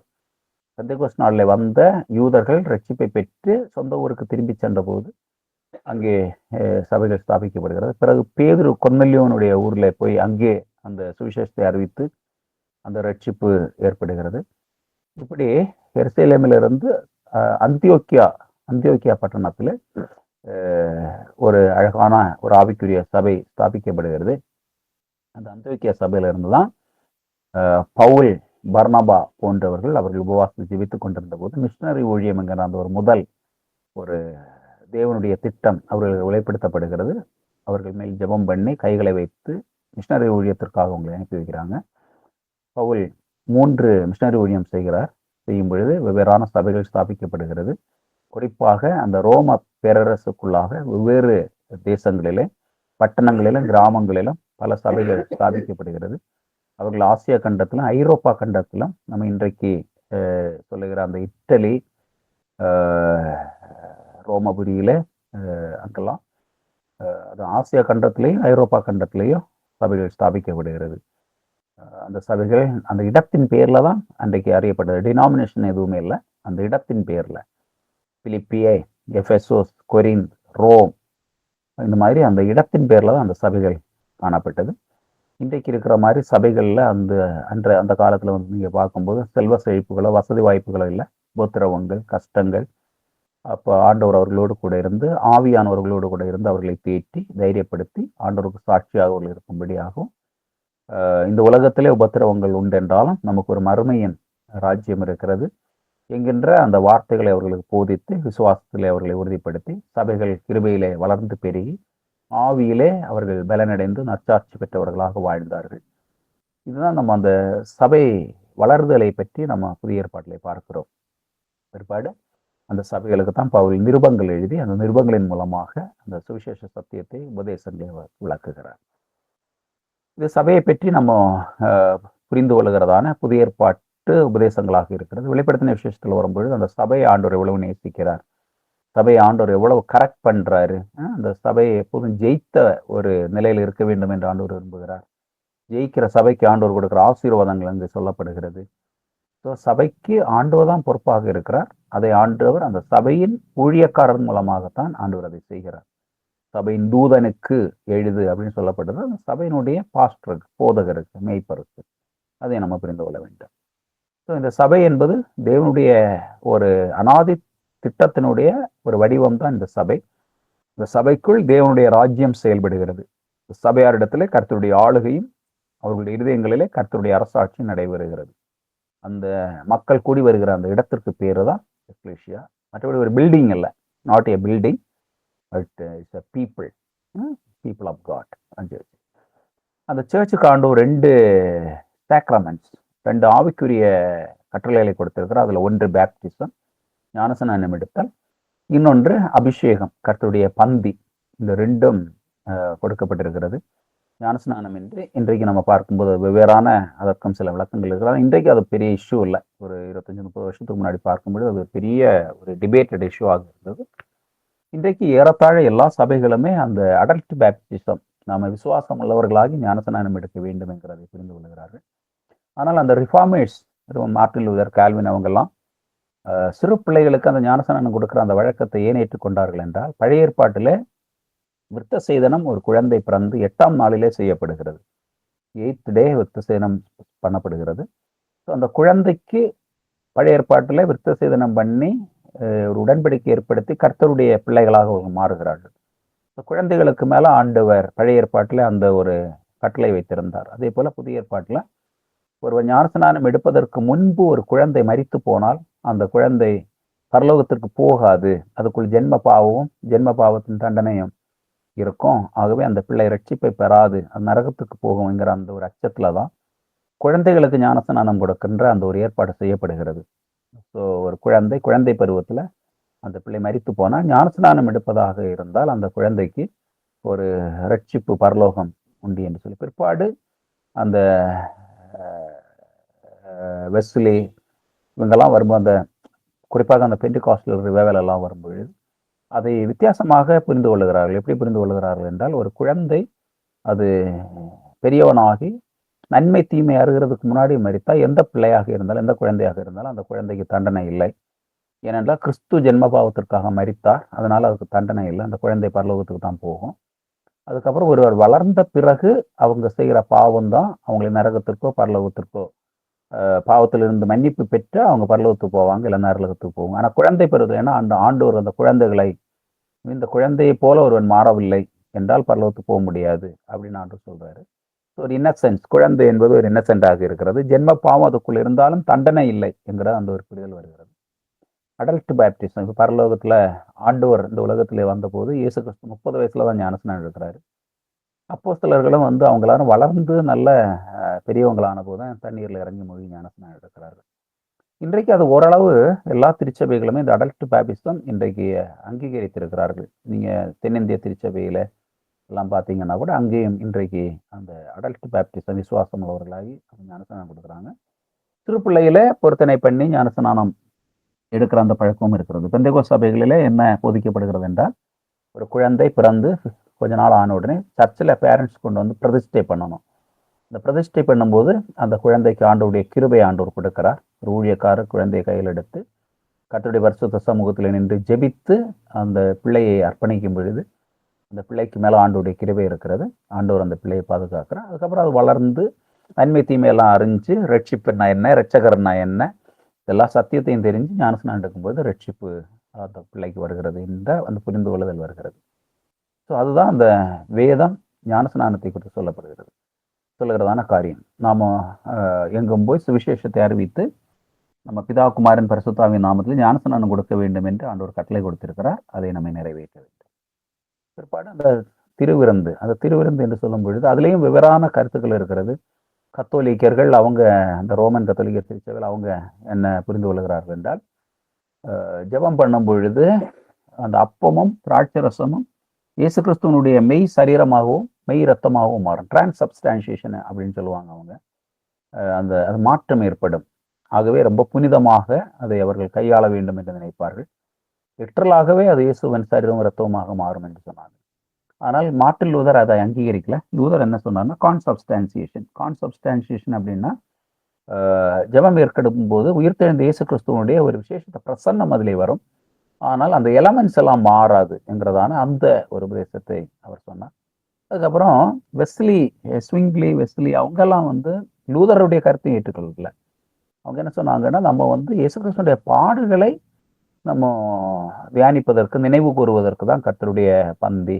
மற்றபடி ஆண்டவராகிய இயேசு கிறிஸ்துவுடைய உயிர்த்தெழுந்த அந்த பிரசன்னமானது நம்ம ஆராதிக்கும் பொழுது நம்மத்தில் இருக்கிறது. அந்த கம்யூனியன்ல ஸ்பெஷலா அப்படி ஆண்டவருடைய பிரசன்னம் இருக்கும் என்று சொல்ல முடியாது அப்படின்னு சொன்னாங்க.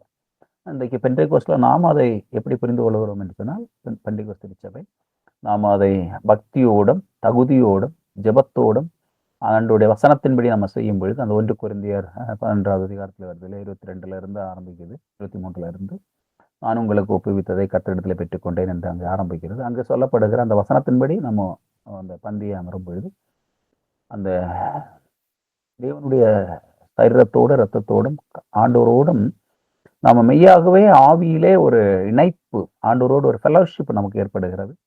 அது மாத்திரமல்ல, சக விசுவாசிகளோடும் நமக்கு ஒரு அன்பு, மன்னிப்பு, ஒரு சரியான ஒரு உறவு ஏற்படுகிறது என்று நம்ம புரிந்து கொள்கிறோம். அது மாத்திரமல்ல, நாம் இந்த உலகத்திலே ஆண்டவருக்கு பிரியமாக வாழ வேண்டும், சாட்சியாக வாழ வேண்டும் என்கிற ஒரு கொடுக்கிறது.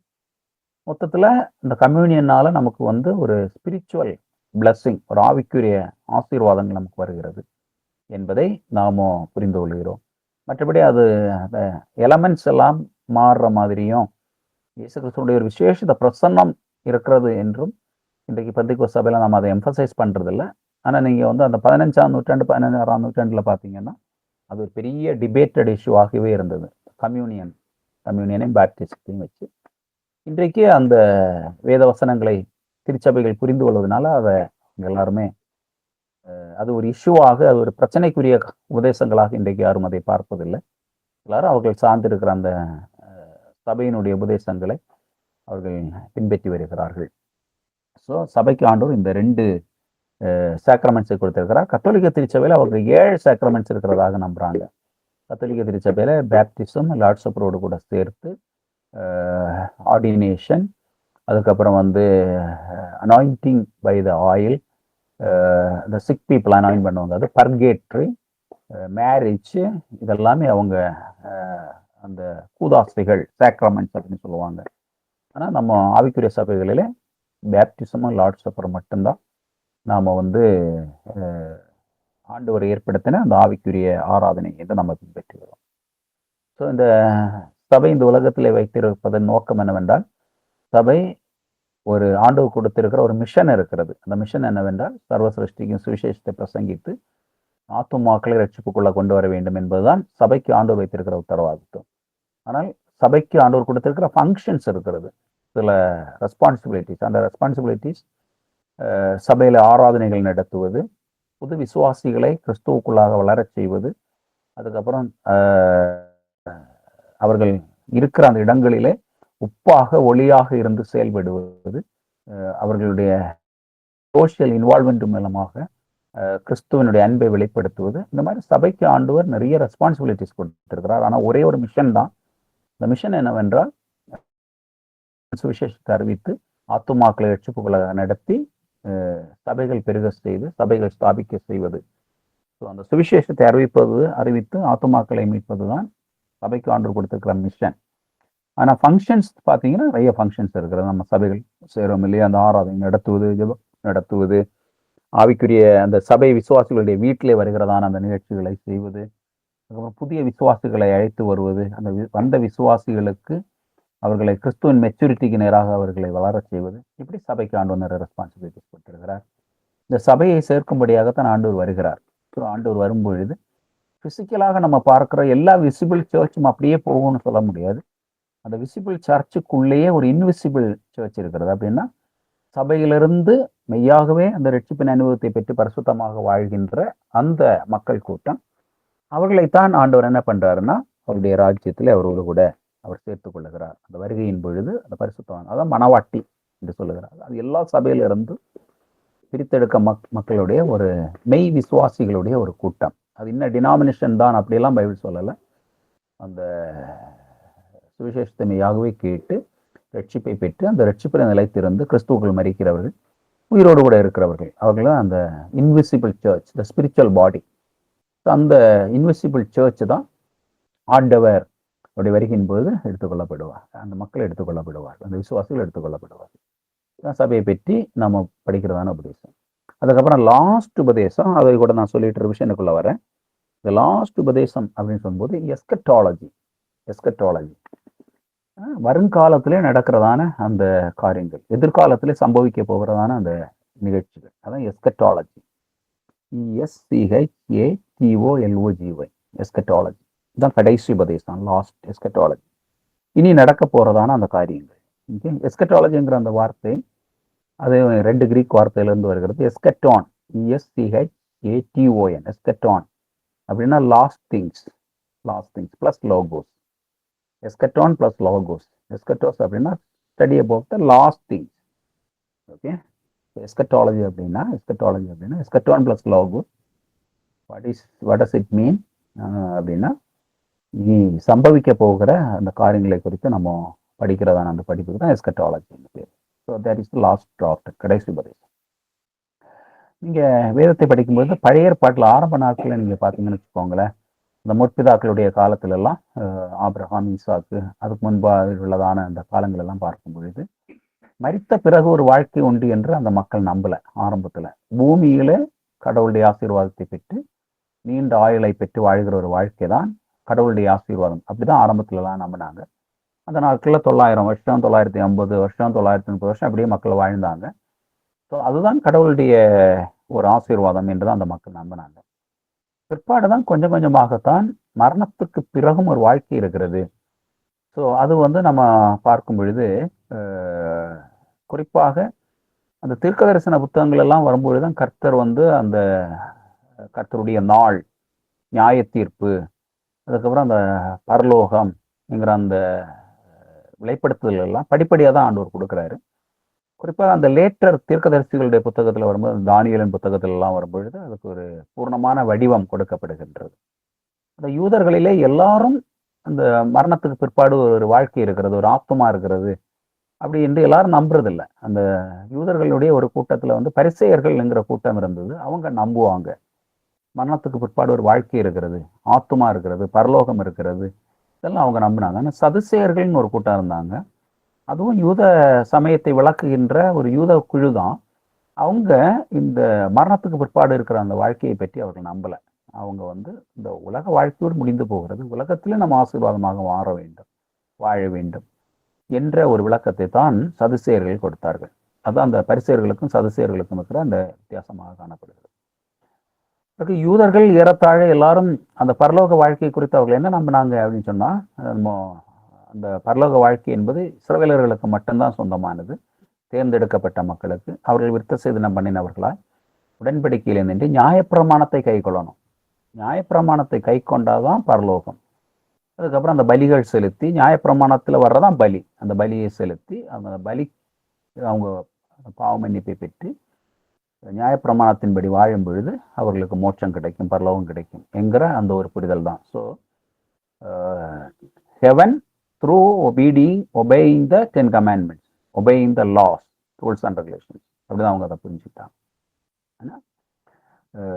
இந்த பழைய ஏற்பாட்டிலேயே நிறைய அந்த மரணத்துக்கு பிற்பாடு இருக்கிற அந்த வாழ்க்கையை குறித்து அலூஷன்ஸ் நிறைய இருக்கிறது.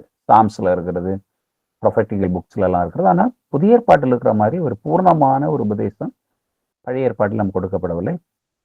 அந்த ப்ரோக்ரஸிவ் ரெவலேஷன் படி நம்ம புதிய ஏற்பாட்டில் வரும்பொழுது தான் நமக்கு ஒரு பூர்ணமான வெளிப்படுத்தல் கிடைக்கிறது.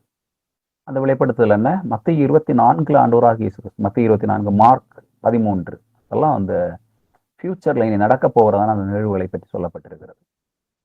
ஃபியூச்சர்ல இனி நடக்க போகிற அந்த நிகழ்வுகளுக்கும் அதற்கு அடையாளமாகவும் வேதத்திலே பல இடங்களிலே வெவ்வேறான காரியங்கள் சொல்லப்படுகிறது.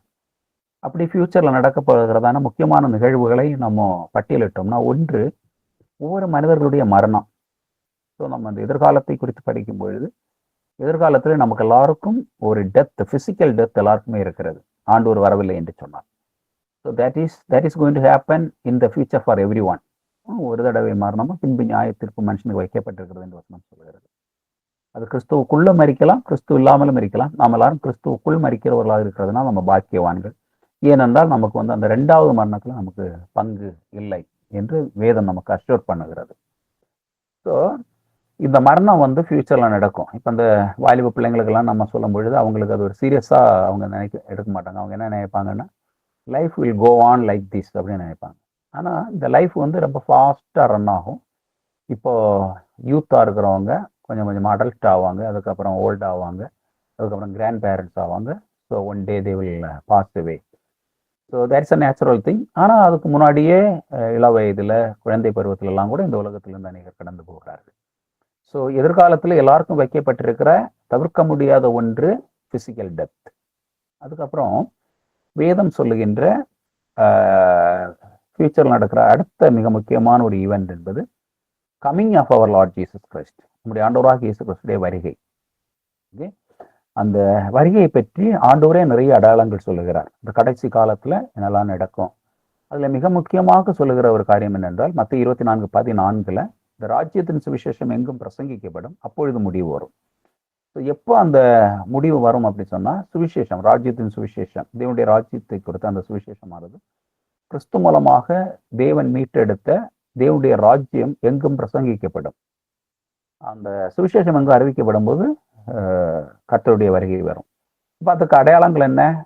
நிறைய யுத்தங்களின் செய்திகளை கேட்பீர்கள், பூமி அதிர்ச்சிகள் உருவாகும், கொள்ளை நோய்கள் வரும், நாடு நாடோடு யுத்தங்களை செய்யும். இந்த மாதிரி மத்திய 24 இந்த அடையாளங்கள் சொல்லப்படுகிறது. இது நடந்து கொண்டு இருக்கும்போது உடனே முடிவு வந்துடும் இல்லை, ஆனா முடிவு சீக்கிரத்துல சம்பவிக்கும் அப்படின்னு ஆண்டு சொல்றாரு. அதுக்கப்புறம் 24 மத்திய 24:32 வரும்போது அத்தி மரத்தினால ஒரு ஓமை ஆண்டவர் சொல்றாரு. அந்த அத்தி மரத்தினால ஒரு ஓமை என்ன? அதுல இளங்கிளை தோன்றி அது துளிர் விடும்போது வசந்த காலம் சமீபமாகும். அது யூதர்களை குறித்து சொல்லப்பட்டிருக்கிறது அப்படின்னு புரிந்து கொள்ளப்படுகிறது. அவர்கள் ஒரு சொந்த ராஜ்யத்தை ஸ்தாபித்து அதில் ஆலயம் கட்டி அவர்கள் மேசியாவை குறித்த அந்த ஒரு மெய்யான புரிதல் அவர்களுக்கு ஏற்படும் பொழுது ஆண்டவராகிய இயேசு கிறிஸ்துடைய வருகை இருக்கும் அப்படின்னு அந்த மத்திய 24:32 அந்த வசனத்தை சொல்லப்படுகிறது. அத்தினாலே ஒரு ஓமையை கற்றுக்கொள்ளுங்கள், அதில் இளங்கிளை தோன்றி அது துளிர் விடும்போது வசந்த காலம் சமீபமாயிட்டே என்று அறியுங்கள் அப்படின்னு சொல்லி. அநேகர் 1947 இஸ்ரவேல் மக்கள் அவங்க சொந்த ராஜ்யத்தை ஸ்தாபித்தார்கள். அந்த இஸ்ரவேலுங்கிற அந்த நாடு ஸ்தாபிக்கப்பட்டது. ஆலயம் இன்னும் கட்டப்படலை, அதுக்குரிய ஆயத்தங்கள் நடந்து கொண்டிருக்கிறது. சமீபத்திய அந்த நிகழ்வுகளை நம்ம பார்க்கும்போது வேதம் எவ்வளவு உண்மையான காரியங்களை ப்ரெடிக்ட் பண்ணி இருக்கிறது என்பதை நம்ம சரியாக அஷ்யூர் பண்ண முடியும். ஸோ இவைகளெல்லாம் நம்ம பார்க்கும் பொழுது வேதத்தின் தீர்க்க தரிசனங்கள் நிறைவேறி கொண்டிருக்கிறது. ஆண்டுடைய வருகை சீக்கிரமாக நடக்க போகிறது. So second coming of Jesus Christ, அதனுடைய அந்த சயின்ஸ் அது எப்போ நடக்கும்னு யாருக்கும் தெரியாது. ஆண்டவராகிய இயேசு கிறிஸ்து கூட அவரிடத்துல கேட்கும்போது அவர் என்ன சொல்றாருன்னா, அதை பற்றிலாம் நீங்க ஒரி பண்ணாதிருங்க, அது பிதாவுடைய கரத்தில் இருக்கிற காரியங்கள். ஸோ நீங்க போய் சுவிசேஷத்தை பிரசங்கிங்க அப்படின்னு சொல்லி ஆண்டவர் அந்த கொஸ்டினை ஸ்கிப் பண்றாரு.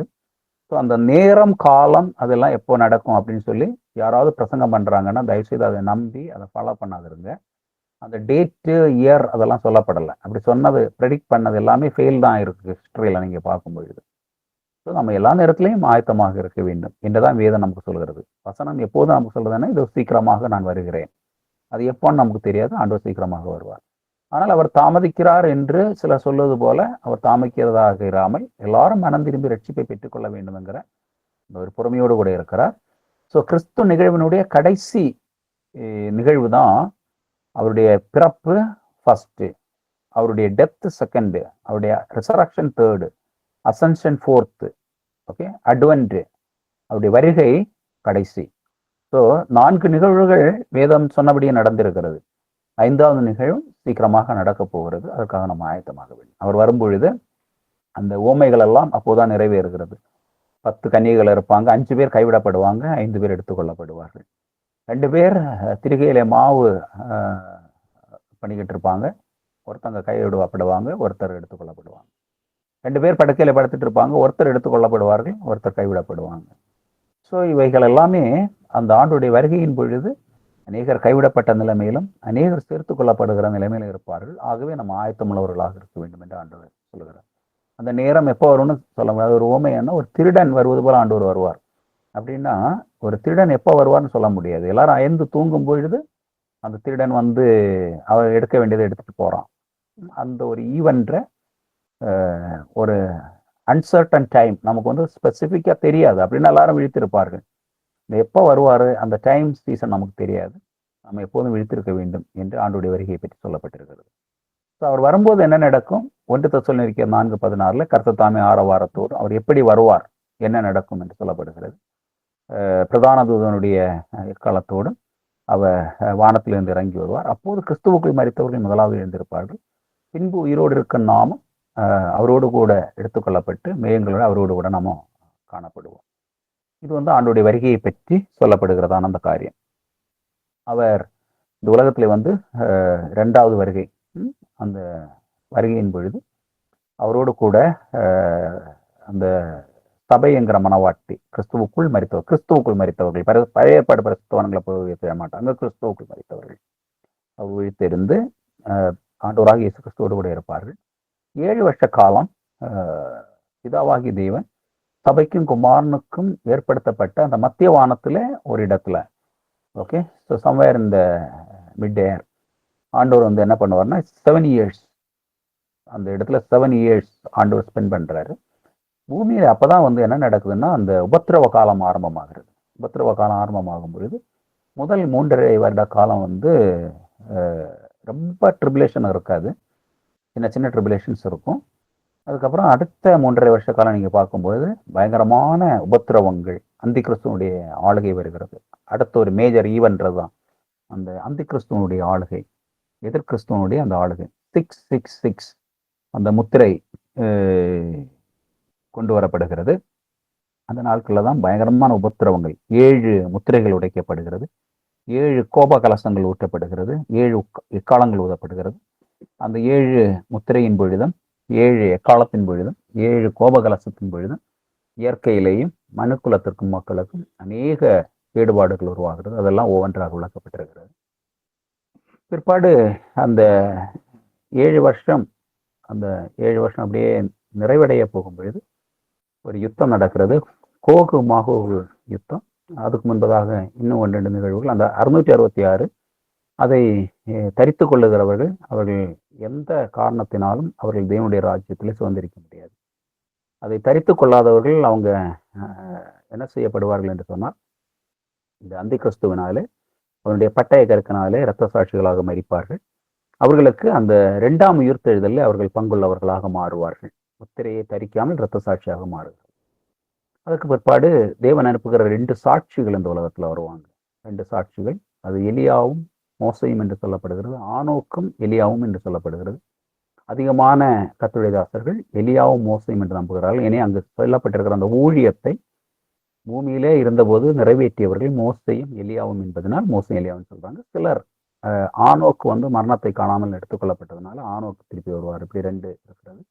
ஆனால் அதிகமான பேர் வந்து மோசையும் எலியாவும் தான் அப்படின்னு நம்புகிறார்கள். வந்து அவர்கள் மரித்து அவங்க அந்த வீதியிலே இருப்பாங்க. அவங்க மரித்ததை இந்த உலகத்தின் ராஜாக்கள் அறிந்து ஒருவர் அவர்கள் பரிசுகளை கொடுத்து மகிழ்ச்சி கொண்டாடுவார்கள். பின்பு அவர்கள் உயிர் பெற்று பரலோகத்துக்கு எடுத்துக் கொள்ளப்படுவார். இப்படி ஒரு நிகழ்ச்சி வெளிப்படுத்தின விசேஷத்தில் வருகிறது. பிற்பாடு நம்ம பார்க்கும் பொழுது அந்த யுத்தம், கோகு மாகோகு என்கிற அந்த 2 ராஜாக்களுடைய அந்த யுத்தம் நடக்கிறது. அந்த யுத்தத்துல அங்கே அந்த தேவனுடைய சார்பில் இருக்கிறவர்கள் ஜெயிக்கிறார்கள். ஜெயிச்சுட்டு அந்த அந்தி கிறிஸ்து, மிருகம் என்று சொல்கிற அந்த அந்தி கிறிஸ்து, ஃபால்ஸ் ப்ராஃபட், பொய் தீர்க்கதரிசி, பழைய பாம்பாகி அந்த சாத்தான் பிடிக்கப்படுகிறது. பிடிக்கப்பட்டு ஒரு 1000 வருஷத்துக்கு அவங்க கட்டி வைக்கப்படுகிறார்கள். இந்த 1000 வருஷம் ஆண்டவர் சபையோடு இந்த பூமியில வந்து பூமியை அரசாளுகிறார். அதான் அந்த 1000 வருஷம் அரசாட்சி. அந்த 1000 வருஷம் அரசாட்சியில தான் நம்ம பழைய ஏற்பாட்டில் பார்க்கிறதான அந்த நீதியும் நியாயமும் நேர்மையோடு ஒரு அரசாட்சி நடக்கிறது. சிறு குழந்தை பாம்பின் புற்றுல கையை போடுது, சிங்கமும் ஆட்டுக்குட்டியும் சேர்ந்து மேயுது, அங்கே தீங்கு இல்லை துன்பம் இல்லை. அந்த 1000 வருஷம் அரசாட்சி அது ஒரு லிட்டரலான ஒரு அரசாட்சின்னு சொல்லப்படுகிறது. அதுல நிறைய கேள்விகள் எடுக்கப்படுகிறது. அந்த கேள்விகளுக்குள்ளெல்லாம் போகலாம், நம்ம நேரம் இல்லாததுனால. இந்த 1000 வருஷம் அரசாட்சியின் முடிவில் என்ன நடக்கும்னு சொன்னால், அந்த கட்டி வைக்கப்பட்டிருக்கிற பிசாசு, அந்த சாத்தான் என்கிற அந்த வலுசற்பம், அதே மாதிரி அந்த மிருகம் என்கிற அந்தி கிறிஸ்து, ஃபால்ஸ் ப்ராஃபட் மறுபடியும் திறந்து விடப்படுறாங்க. அவங்க என்ன பண்றாங்கன்னா அந்த அவங்களுடைய அந்த கூட்டத்தை சேர்த்து கொண்டு அர்மகதியோன் என்கிற ஒரு இடத்துல யுத்தத்துக்கு வராங்க. அந்த அர்மகதியோன் என்கிற யுத்தத்துல தூதர்கள், அந்த தூதன் மிகாயில் இறங்கி அந்த யுத்தத்தை, தேவனுடைய யுத்தத்தை நடப்பிக்கிறார்.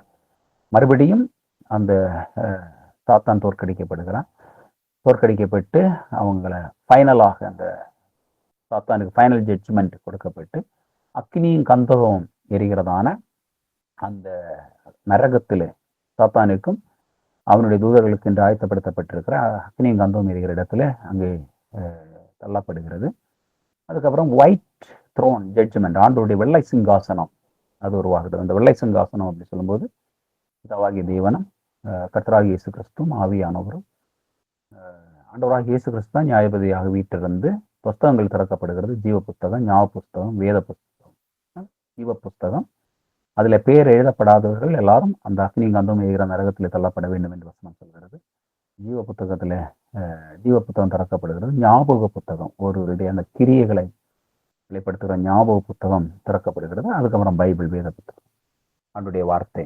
ஸோ அப்புறம் நியாயம் தீர்க்கப்பட்டு மனுஷன் பூமியில இருக்கும்போது அவன் செய்த நன்மைக்கும் தீமைக்கும் ஏற்ற மாதிரி அவன் நியாய தீர்ப்பு வருகிறது. அப்போதான் அந்த வெள்ளாடு செம்மறியாடுங்கிற அந்த ஓமை ரெண்டா பிரிக்கப்படுகிறது. வலது பக்கத்துல இருக்கிற அந்த அந்த செம்மறியாடுகள், இடப்பக்கத்துல தான் செம்மறியாடு இருக்குன்னு நினைக்கிறேன். ஆமா. ஸோ அந்த செம்மறியாடு அவங்க அந்த சந்தோஷத்துக்குள்ள போறாங்க. வெள்ளாடுகளுடைய கூட்டமும் அவங்க நரகத்துக்குள்ள போறாங்க. ஸோ மனுஷன் செய்கிற சரீரத்தில் இருக்கும்போது செய்யக்கூடிய அந்த பலனை அவர்களை அனுபவிக்கிறாங்க. நியாய தீர்ப்பு நடக்கிறது. அந்த ரட்சிப்பை பெற்றுக்கொள்ளாதவர்கள், விசுவாசித்து ஆண்டவரை ஏற்றுக்கொள்ளாதவர்கள், ஒவ்வொரு காலகட்டத்திலையும் ஒவ்வொரு யுகத்திலையும் கர்த்தரை வைத்து அதன்படி வாழாத மக்கள் பிசாசுக்கும் அவனுக்குமாக பிசாசு கூட்டத்துக்காக ஏற்படுத்தப்பட்டிருக்கிற அந்த நரக அக்னியிலே அவர்களும் தள்ளப்படுகிறார்கள். அங்கே அக்கினி கந்தவும் எரிகிறது. அங்கே நித்திய காலமாக அந்த நரகத்திலே அந்த ஆத்துமாக்கள் தள்ளப்பட்டு அங்கே அந்த வேதனை, ஆவிக்குரிய வேதனை அவர்கள் சகித்துக் கொண்டிருக்கிறார்கள். பின்பு நம்ம பார்க்கும் பொழுது புதிய வானமும் புதிய பூமியும் வருகிறது. பழைய வானமும் பழைய பூமியும் ஒழிந்து போகிறது. பரலோகத்திலிருந்து ஒரு பரிசுத்த நகரம், எருசலேம் நகரம், மணவாளனுக்காக ஆயத்தப்படுத்தப்பட்ட அந்த மணவாட்டி போல ஒரு ஒரு நகரம், ஒரு சிட்டி இறங்கி வருகிறது. அது கிறிஸ்துவனுடைய மணவாட்டி சபையும் இருக்கிறதான அந்த இடம். புதிய வானம் புதிய பூமி உருவாக்கப்படுகிறது. பழையவைகள் எல்லாம் ஒழிந்து போகிறது. அங்கே ஜீவ விருட்சத்தினுடைய கனிகள், ஜீவ தண்ணீர் ஓடுகிற அந்த ஆறு, ஆண்டவர் வெளிப்படுத்தின விஷயத்தில் சொல்லப்பட்டிருக்கிற அந்த பொன், தங்கம், வைடூரியம், இந்த மாதிரியான அந்த வைரக்கற்கள் நிறைந்ததான அந்த ஒரு பழுங்கு போன்ற ஒரு இடம். அதிலே ஒரு நதி, அந்த நதிக்கரையிலே 12 கனிகளை கொடுக்கிற அந்த ஜீவ விருட்சம். அங்கே அப்புறம் தேவன் தாமே நம்முடைய கண்ணீரை துடைக்கிறார். நமக்கு இனி துக்கம் இல்லை, மரணம் இல்லை, அலறுதல் இல்லை. தேவன் மனுஷர்களோடு கூட அவருடைய சிங்காசனத்தை வைத்து நித்திய காலமாக ஆண்டுடைய பிள்ளைகள் ஆண்டோர் ஒருவோட வாசம் செய்வார்கள். இப்படி வெளிப்படுத்தின விசேஷம் எதிர்காலத்தை குறித்த ஒரு திட்டமான ஒரு உபதேசத்தை நமக்கு வழங்கி நிறைவு செய்கிறது. அந்த வெளிப்படுத்தின விசேஷம் ஆம் கர்த்தராகிய இயேசுவே சீக்கிரம் வாரும் என்று சொல்லி முடிக்கிறது. இந்த வேதத்தில் சொல்லப்பட்டிருக்கிற அந்த காரியங்களை புரிந்து கொள்ளுகிறவர்கள், அதை பின்பற்றுகிறவர்கள் பாக்கியவான்கள், காலம் சமீபித்திருக்கிறது என்று சொல்லி வேதம் நிறைவு செய்கிறது. ஸோ இதுதான் நமக்கு சபைக்கு ஆண்டோர் கொடுத்திருக்கிற அந்த உபதேசங்கள். தேவனை குறித்த உபதேசம், வேதத்தை குறித்த உபதேசம், மனிதனை குறித்த உபதேசம், பாவத்தை குறித்த உபதேசம், கிறிஸ்துவை குறித்த உபதேசம், ரட்சிப்பை குறித்த உபதேசம், பரிசுத்த ஆவியானவரை குறித்த உபதேசம், சபையை பற்றிய உபதேசம், ஊழியத்தை பற்றிய உபதேசம், ஆண்டோருடைய எதிர்காலத்தை குறித்த அந்த உபதேசங்கள். இந்த உபதேசங்கள் நமக்கு வேதத்திலே தெளிவாக கொடுக்கப்பட்டிருக்கிறது. கர்த்தருடைய பிள்ளைகள், இதை நீங்கள் தொடர்ந்து இன்னும் நீங்கள் அதை தியானித்து ஜெபித்து இதை சரியாக நீங்கள் கற்று அறிந்து மற்றவர்களுக்கும் போதீங்க. கர்த்தர் ஆசீர்வதிப்பார். இப்பொழுது நாம முன்பு சொன்ன சில காரியங்களை நான் தொடர்ந்து உங்களுக்கு சொல்லி இன்றைக்கு இந்த வகுப்பை நான் நிறைவு செய்யும்படியாக விரும்புகிறேன். இப்போது நம்ம பேசின இன்றைக்கு நான் சொன்ன அந்த உபதேசங்களிலே உங்களுக்கு ஏதாவது டவுட்ஸ் இருந்தால் நீங்கள் இப்போ கேட்கலாம். நான் இன்றைக்கு சொன்ன அந்த வார்த்தைகளோடு கூட உங்களுக்கு ஏதாவது டவுட் இருக்குன்னா நீங்கள் இப்போ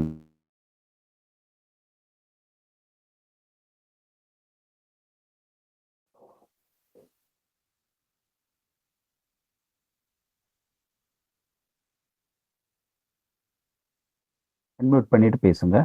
பேசுறவங்க அன்மியூட் பண்ணிட்டு பேசுங்க.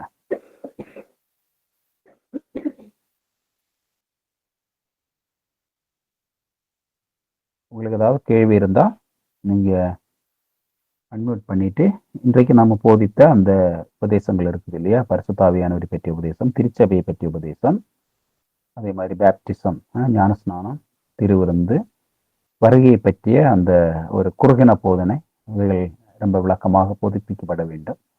ஆனால் நமக்கு கொடுக்கப்பட்ட அந்த நேரத்தில் நம்ம அவைகளை முடிப்பதற்காக விரைவாக நம்ம அந்த வார்த்தைகளை குறிப்பிட்டிருக்கிறோம். இப்போது உங்களுக்கு ஏதாவது கருத்துக்கள், சந்தேகங்கள் இருந்தால் நீங்கள் இப்போ கேட்கலாம்.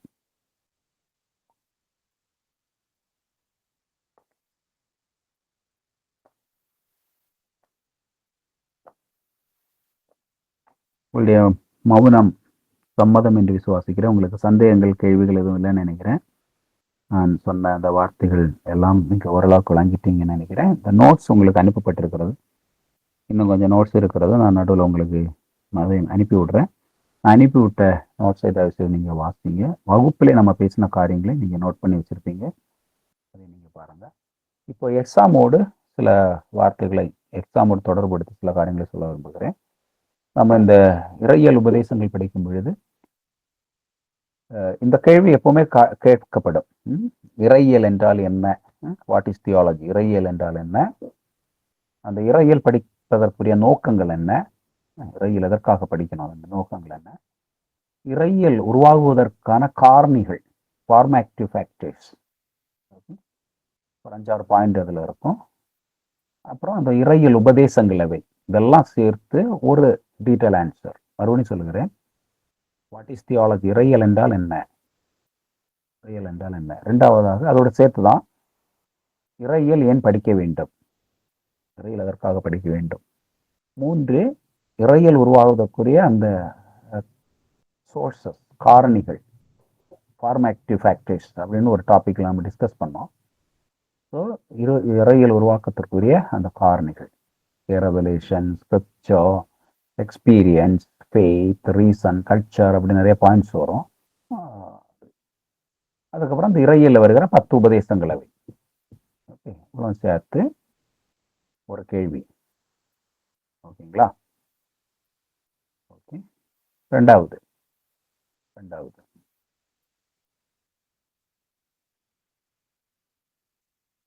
கேள்வி, கிறிஸ்தவர்கள் அல்லாதவர்களுடைய தெய்வீக கோட்பாடுகள் என்ன? தேவன் இருக்கிறார் என்பதற்கு சில ஆர்குமெண்ட்ஸ், அது ரெண்டு சேர்த்து ஒரு கேள்வி. ஓகே, நான் கிறிஸ்டியன் வியூஸ் அபவுட் காட், கிறிஸ்தவர்கள் அல்லாதவர்களுடைய அந்த தேவனை குறித்த கோட்பாடுகள். அதுக்கப்புறம் தேவன் இருக்கிறார் என்பதற்கு சில ஆர்குமெண்ட்ஸ், அது ரெண்டும் நான் உங்களுக்கு ரொம்ப நேரம் எடுத்து விளக்கின டாபிக்ஸ். ஓகே, 2. மூணாவது கேள்வி, இது இப்படியே வரலன்னா நீங்க என்ன கேட்கக்கூடாது. இதெல்லாம் வரலாம், இதெல்லாம் முக்கியமான டாபிக்ஸ். இப்போ நான் சொல்றது அப்படியே வரலன்னா நீங்க கொஸ்டின் பேப்பர், சார் அப்படி சொன்னீங்க அது வரல அப்படின்னு நீங்க எனக்கு அக்யூஸ் பண்ண முடியாது. ஓகே, ஸோ இதெல்லாம் முக்கியமான டாபிக்ஸ், நீங்க அதை படித்துக் கொள்ளுங்க. ஸோ 3வது, biblical names for God, write an essay about the biblical names for God. அதுவும் உங்களுக்கு ரொம்ப டீட்டெயிலாக இருக்கிறது. தயவுசெய்து நீங்கள் அதை மனப்பாடம் பண்ண வேண்டும் என்றில்லை, நீங்கள் அதை புரிந்து படிங்க. அந்த Elohim titles plus Jehovah titles உங்களுடைய நோட்ஸ்லையும் அது ரொம்ப டீட்டெயிலாக கொடுக்கப்பட்டிருக்கிறது வித் பைபிள் ரெஃபரன்ஸ். ஓகேங்களா? அதுக்கப்புறம் நீங்கள் எக்ஸாமில் உங்களுடைய பைபிளை நீங்கள் யூஸ் பண்ணலாம். நீங்கள் வேதாகமத்தை ஓப்பன் பண்ணி நீங்கள் யூஸ் பண்ணிக்கிடலாம். ஓகே, பைபிள் ஓப்பன் பண்ணி, ஓப்பன் பைபிள் தான் நீங்கள் பைபிள் யூஸ் பண்ணிக்கலாம். அந்த ரெஃபரன்ஸ் எல்லாம் கூடுமான வரையிலும் செல்லை யூஸ் பண்ணாதுருங்க. செல்லில் உங்களுக்கு எல்லா ஆன்சரும் நீங்கள் டவுன்லோட் பண்ணிடலாம் இல்லையா? ஜஸ்ட் அந்த டாபிக் போட்டாலே உங்களுக்கு ஏன்னா எல்லா ஆன்சரும் வரும். ஸோ நீங்கள் செல் ஆஃப் பண்ணி வச்சுருங்க. உங்கள் லேப்டாப் செல் அதை ஆஃப் பண்ணி வச்சுட்டு வேதாகமத்தை நீங்கள் வச்சு எழுதலாம். வேதாகமத்தை you can just use your Bible. ஆனால் போன எக்ஸாம்ஸில் உங்களுடைய பேட்சில் இன்னொரு பேட்ச்சு அவங்க அந்த நோட்ஸ் அப்படியே காப்பி பண்ணி வச்சுருந்தாங்க. Cut and paste. நான் அனுப்பி கொடுத்த அந்த நோட்ஸ் அப்படியே கட் பண்ணி அட்லீஸ்ட் டைப் பண்ண கூட இல்லை, அதை அப்படியே கட் பண்ணி எனக்கு ரிட்டர்ன் அனுப்பி விட்டாங்க. கொஸ்டினுக்கு ஆன்சர், கேள்விக்கு பக்கத்தில் நான் கொடுத்த நோட்ஸை அப்படியே காப்பி பண்ணி அப்படியே அனுப்பி விட்டாங்க. தயவுசெய்து அதுவும் நீங்கள் புரிந்து கொள்வதற்கு உங்களுக்கு யூஸ்ஃபுல்லாக இருக்காது. ஆகவே நீங்கள் வாசிச்சுட்டு நீங்கள் டைப் பண்ணி எழுதுங்க. நோட்ஸை கூட கொஞ்சம் எக்ஸாம் டைமில் கொஞ்சம் நீங்கள் அதை தனியாக வைத்து விட்டு நீங்கள் எழுதும் நல்லாயிருக்கும். நீங்கள் எல்லோரும் ஆன்லைனில் தானே எழுதுவீங்க இல்லையா? நீங்கள் இருக்கிற இடத்துல இருந்து எழுதி அனுப்புவீங்க, அப்படி தானே? ஓகே, ஸோ உங்களை யாருமே வாட்ச் பண்ண மாட்டாங்க. நீங்கள் தான் இன்விஜிலேட்டர், நீங்கள் தான் எக்ஸாம் எழுதுறது, நீங்கள் தான் இன்விஜிலேட்டர். ஸோ நீங்கள் எழுதுங்க. ஸோ 3வது கொஸ்டின் பிப்ளிக்கல் நேம்ஸ் ஃபார் மூணாவதா நாலாவதாமா? மூணாவது கொஸ்டின் தான் இல்லை? பிப்ளிக்கல் நேம்ஸ் ஃபார் காட், அது வந்து டீட்டெயிலாக உங்களுக்கு நோட்ஸ் கொடுத்துருக்குறேன். சரி, மறுபடியும் சொல்லலாமா? ஃபர்ஸ்ட் வந்து what is theology, why should we study theology, factors for studying theology, what are the different doctrines in theology. Okay, அது ஒரு கொஸ்டின். அவ்வளோ ஒரு 2 பேஜ் வரைக்கும் நீங்கள் எழுதலாம். ஒரு 15 மார்க் நல்லா எழுதினீங்கன்னா நான் உங்களுக்கு 14 மார்க் போடுவேன். ஓகே, 14. அதுக்கு ரெண்டாவது கொஸ்டின் வந்து நான் Christian views about God and arguments for the existence of God. Arguments, cosmological argument, teleological argument, moral arguments, அந்த மாதிரி நிறைய ஆர்குமெண்ட்ஸ் வரும். ஆந்த்ரோபாலஜிக்கல் ஆர்குமெண்ட்ஸ் நோட்ஸில் அதுவும் நல்ல டீட்டெயிலாக போட்டிருக்கேன், அதை நீங்கள் பார்த்து படிக்கலாம். ஸோ இப்போ வந்து 3 question, biblical names for God. அதோட அந்த இன்ட்ரடக்ஷனும் டாக்டர் ஆஃப் காடும் முடிஞ்சிச்சு. அடுத்து ரைட் அன் எஸ்ஸே அபவுட் த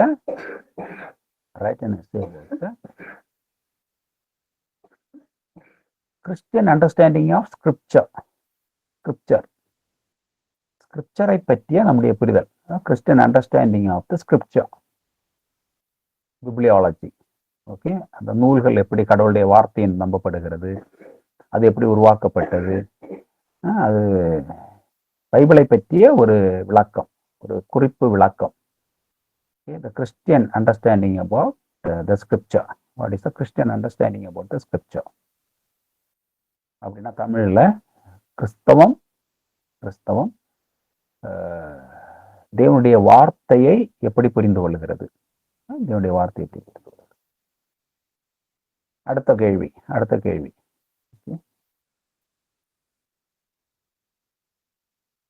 வேதம்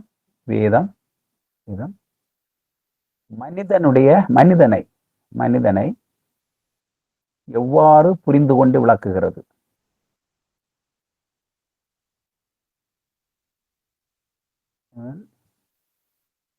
உங்களுக்கு நிறைய சாய்ஸ் இருக்கும், ஆகவே நீங்க கஷ்டப்பட்டு பண்ண வேண்டாம். உங்களுக்கு நீங்க விரும்புறத எழுதலாம். நமக்கு டீச் பண்ணதை ஆல்மோஸ்ட் எல்லாமே வந்து ஒவ்வொரு இதுல நான் கேள்வியா கேட்பேன். You can choose it. அடுத்தது பாவத்தை குறித்து வேதத்தில் உபயோகப்படுத்தப்பட்டிருக்கிற அந்த வார்த்தைகள், அதை டிஸ்கஸ் பண்ணுங்க. Discuss the different terms used for sin in the scripture.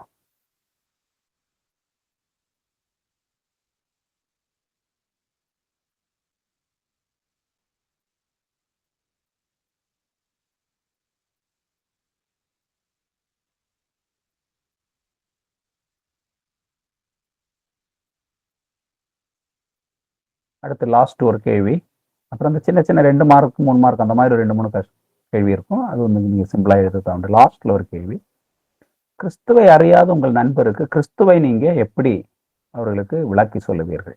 அதோட முடிஞ்சிடும். கிறிஸ்துவை அறியாத ஒருவருக்கு கிறிஸ்துவை எப்படி விளக்கி சொல்லுவீர்கள்? அது ஒண்ணு. அதுக்கப்புறம் இந்த கொஸ்டின் கூட கேட்கலாம், பரிசுத்த ஆவியை பற்றி வேதாகமம் என்ன நமக்கு போதிக்கிறது? பரிசுத்த ஆவியை பற்றி வேதாகமம் என்ன போதிக்கிறது? அந்த கேள்வி கேட்கலாம். ஸோ இதெல்லாம் முக்கியமான இறையியல்ல இதெல்லாம் முக்கியமான கேள்விகள்.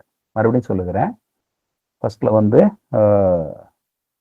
What is theology, why should we study theology, factors of studying theology, 10 different doctrines in theology. First. ரெண்டாவது நான் Christian views about God and arguments for the existence of God.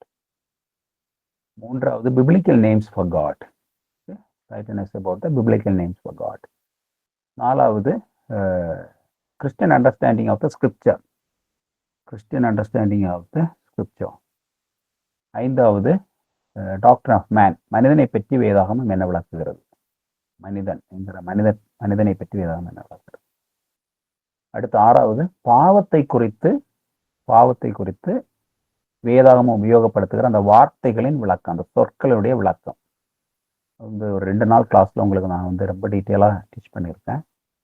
So you can bring it. அடுத்து கிறிஸ்தவன் அல்லாத உங்களுடைய நண்பருக்கு கிறிஸ்துவை நீங்கள் எப்படி விளக்கி சொல்லுவீர்கள்? உங்களுக்கு சுவிசேஷத்தை எப்படி அறிவிப்பீங்க? லாஸ்ட்ல பரிசுத்த ஆவியானவரை பற்றி வேதம் போதிக்கின்ற அந்த வார்த்தைகளை தொகுத்து எழுதுங்க. ஓகே, இவ்வளவுதான் டீட்டெயிலு. அதுக்கப்புறம் அந்த சின்ன கொஸ்டின்ஸ் இருக்கும். ஓகே, அது எனக்கு கூட இப்போ தெரியாது, நான் இன்னும் அதை பார்க்கல. ஸோ அது வந்து நீங்கள் அந்த நோட்ஸை சும்மா அப்படியே இந்த லிசன் பண்ணியிருந்தீங்கன்னா ஒரு இடம் வாசிங்கன்னா அது என்ன கேள்வி கேட்டாலும் நீங்கள் எழுத முடியும். Okay, so that's all from me for today. So we are going to pray and close. And so I am also personally very happy to spend some time with all of you. It was a joy. Hope our discussions were useful to you. நம்ம வந்து ஒரு class ரூமில் இருந்து பண்ணுற அளவுக்கு எஃபெக்டிவாக நம்ம பண்ண முடியல, ஏன்னா நம்ம வெவ்வேறான இடங்களில் இருக்கின்றோம். இருந்தாலும் நம்ம ஓரளவுக்கு இந்த இறையியல் வார்த்தைகளை சொல்லியிருக்கிறோம். புத்தகங்கள் உங்களுக்கு அனுப்பிவிடப்பட்டிருக்கிறது. தொடர்ந்து நீங்கள் அதை ரெஃபர் பண்ணுங்க. உங்களுக்கு இந்த இறையியல் படிப்பதிலே உங்களுக்கு ஆர்வம் ஏற்பட்டிருக்கிறது என்று சொன்னால் தொடர்ந்து உங்களுடைய வேலையோடு படிப்போடு சேர்த்து இதையும் நீங்கள் தொடருங்கள். ஆண்டவர் உங்களை ஆசீர்வதிப்பார். கர்த்தர் உங்களுடைய எல்லா காரியங்களையும் வாய்க்க பண்ணுவார். So I personally wish and pray for all of you. God will abundantly bless every one of you. Thank you so much. இப்போது நீங்கள் ஏதாவது சொல்லணும்னா இப்போ சொல்லலாம், இல்லைன்னா நம்ம ப்ரேயர் பண்ணி முடிக்க போகிறோம். 8 o'clock தான் ஆகுறது, but I want to close it now. நீங்கள் உங்களுக்கு ஏதாவது சொல்லணும், ஏதாவது டவுட் இருக்குது, கொஸ்டின் இருக்குது அப்படின்னா இங்கே இப்போ கேட்கலாம். இல்லைன்னா I would like to pray and close. Okay, நம்ம ஜெபித்து முடிக்கலாம். கிருபை நிறைந்த ஆண்டவரே, நமக்கு நன்றி சொல்லுகின்றோம், ஸ்தோத்திரிக்கின்றோம். இறையியல் வகுப்புகளை நாங்கள் ஆண்டவரே வெவ்வேறான இடங்களிலே தொலைவிலெல்லாம் இருந்தும் கூட ஆண்டவரே இன்றைக்கு எங்களுக்கு ஏற்படுத்தப்பட்டிருக்கிற இந்த வசதிகளின் மூலமாக, வளர்ச்சிகளின் மூலமாக நாங்கள் அதை உலகத்திற்காக மட்டும் உபயோகப்படுத்தாமல், எங்களுடைய தனிப்பட்ட காரியங்களுக்காக உபயோகப்படுத்தாமல், இந்த டெக்னாலஜியையும் உடைய வசனத்தை நாங்கள் கற்பிக்க, மற்றவர்களுக்கு போதிக்க, இவைகளை உபயோகப்படுத்துவதற்கு ஆண்டவர்களுக்கு எங்களுக்கு தந்திருக்கிற அந்த வாய்ப்பிற்காக உமக்கு நன்றி சொல்கிறோம், ஸ்தோத்திரிக்கிறோம். ஆண்டவரே, வேதத்திலே எங்களுக்கு கிடைக்கப்பட்டிருக்கிற அந்த ஆண்டவரே வெளிப்படுத்துதல்கள், உபதேசங்கள், போதனைகளுக்காக உமக்கு நன்றி. எந்த மனுஷனும் கிறிஸ்தேசுவுக்குள் தேர்ந்தவனாக நிற்கும்படி ஆண்டவரே அவற்றையே போதித்து ஆண்டவரே கிறிஸ்துவுக்குள்ளாக ஆண்டவரே பக்தி விருத்திக்கு நிகராக நடத்தும்படியாக நீங்கள் எங்களுக்கு கற்பித்து தந்தீங்க.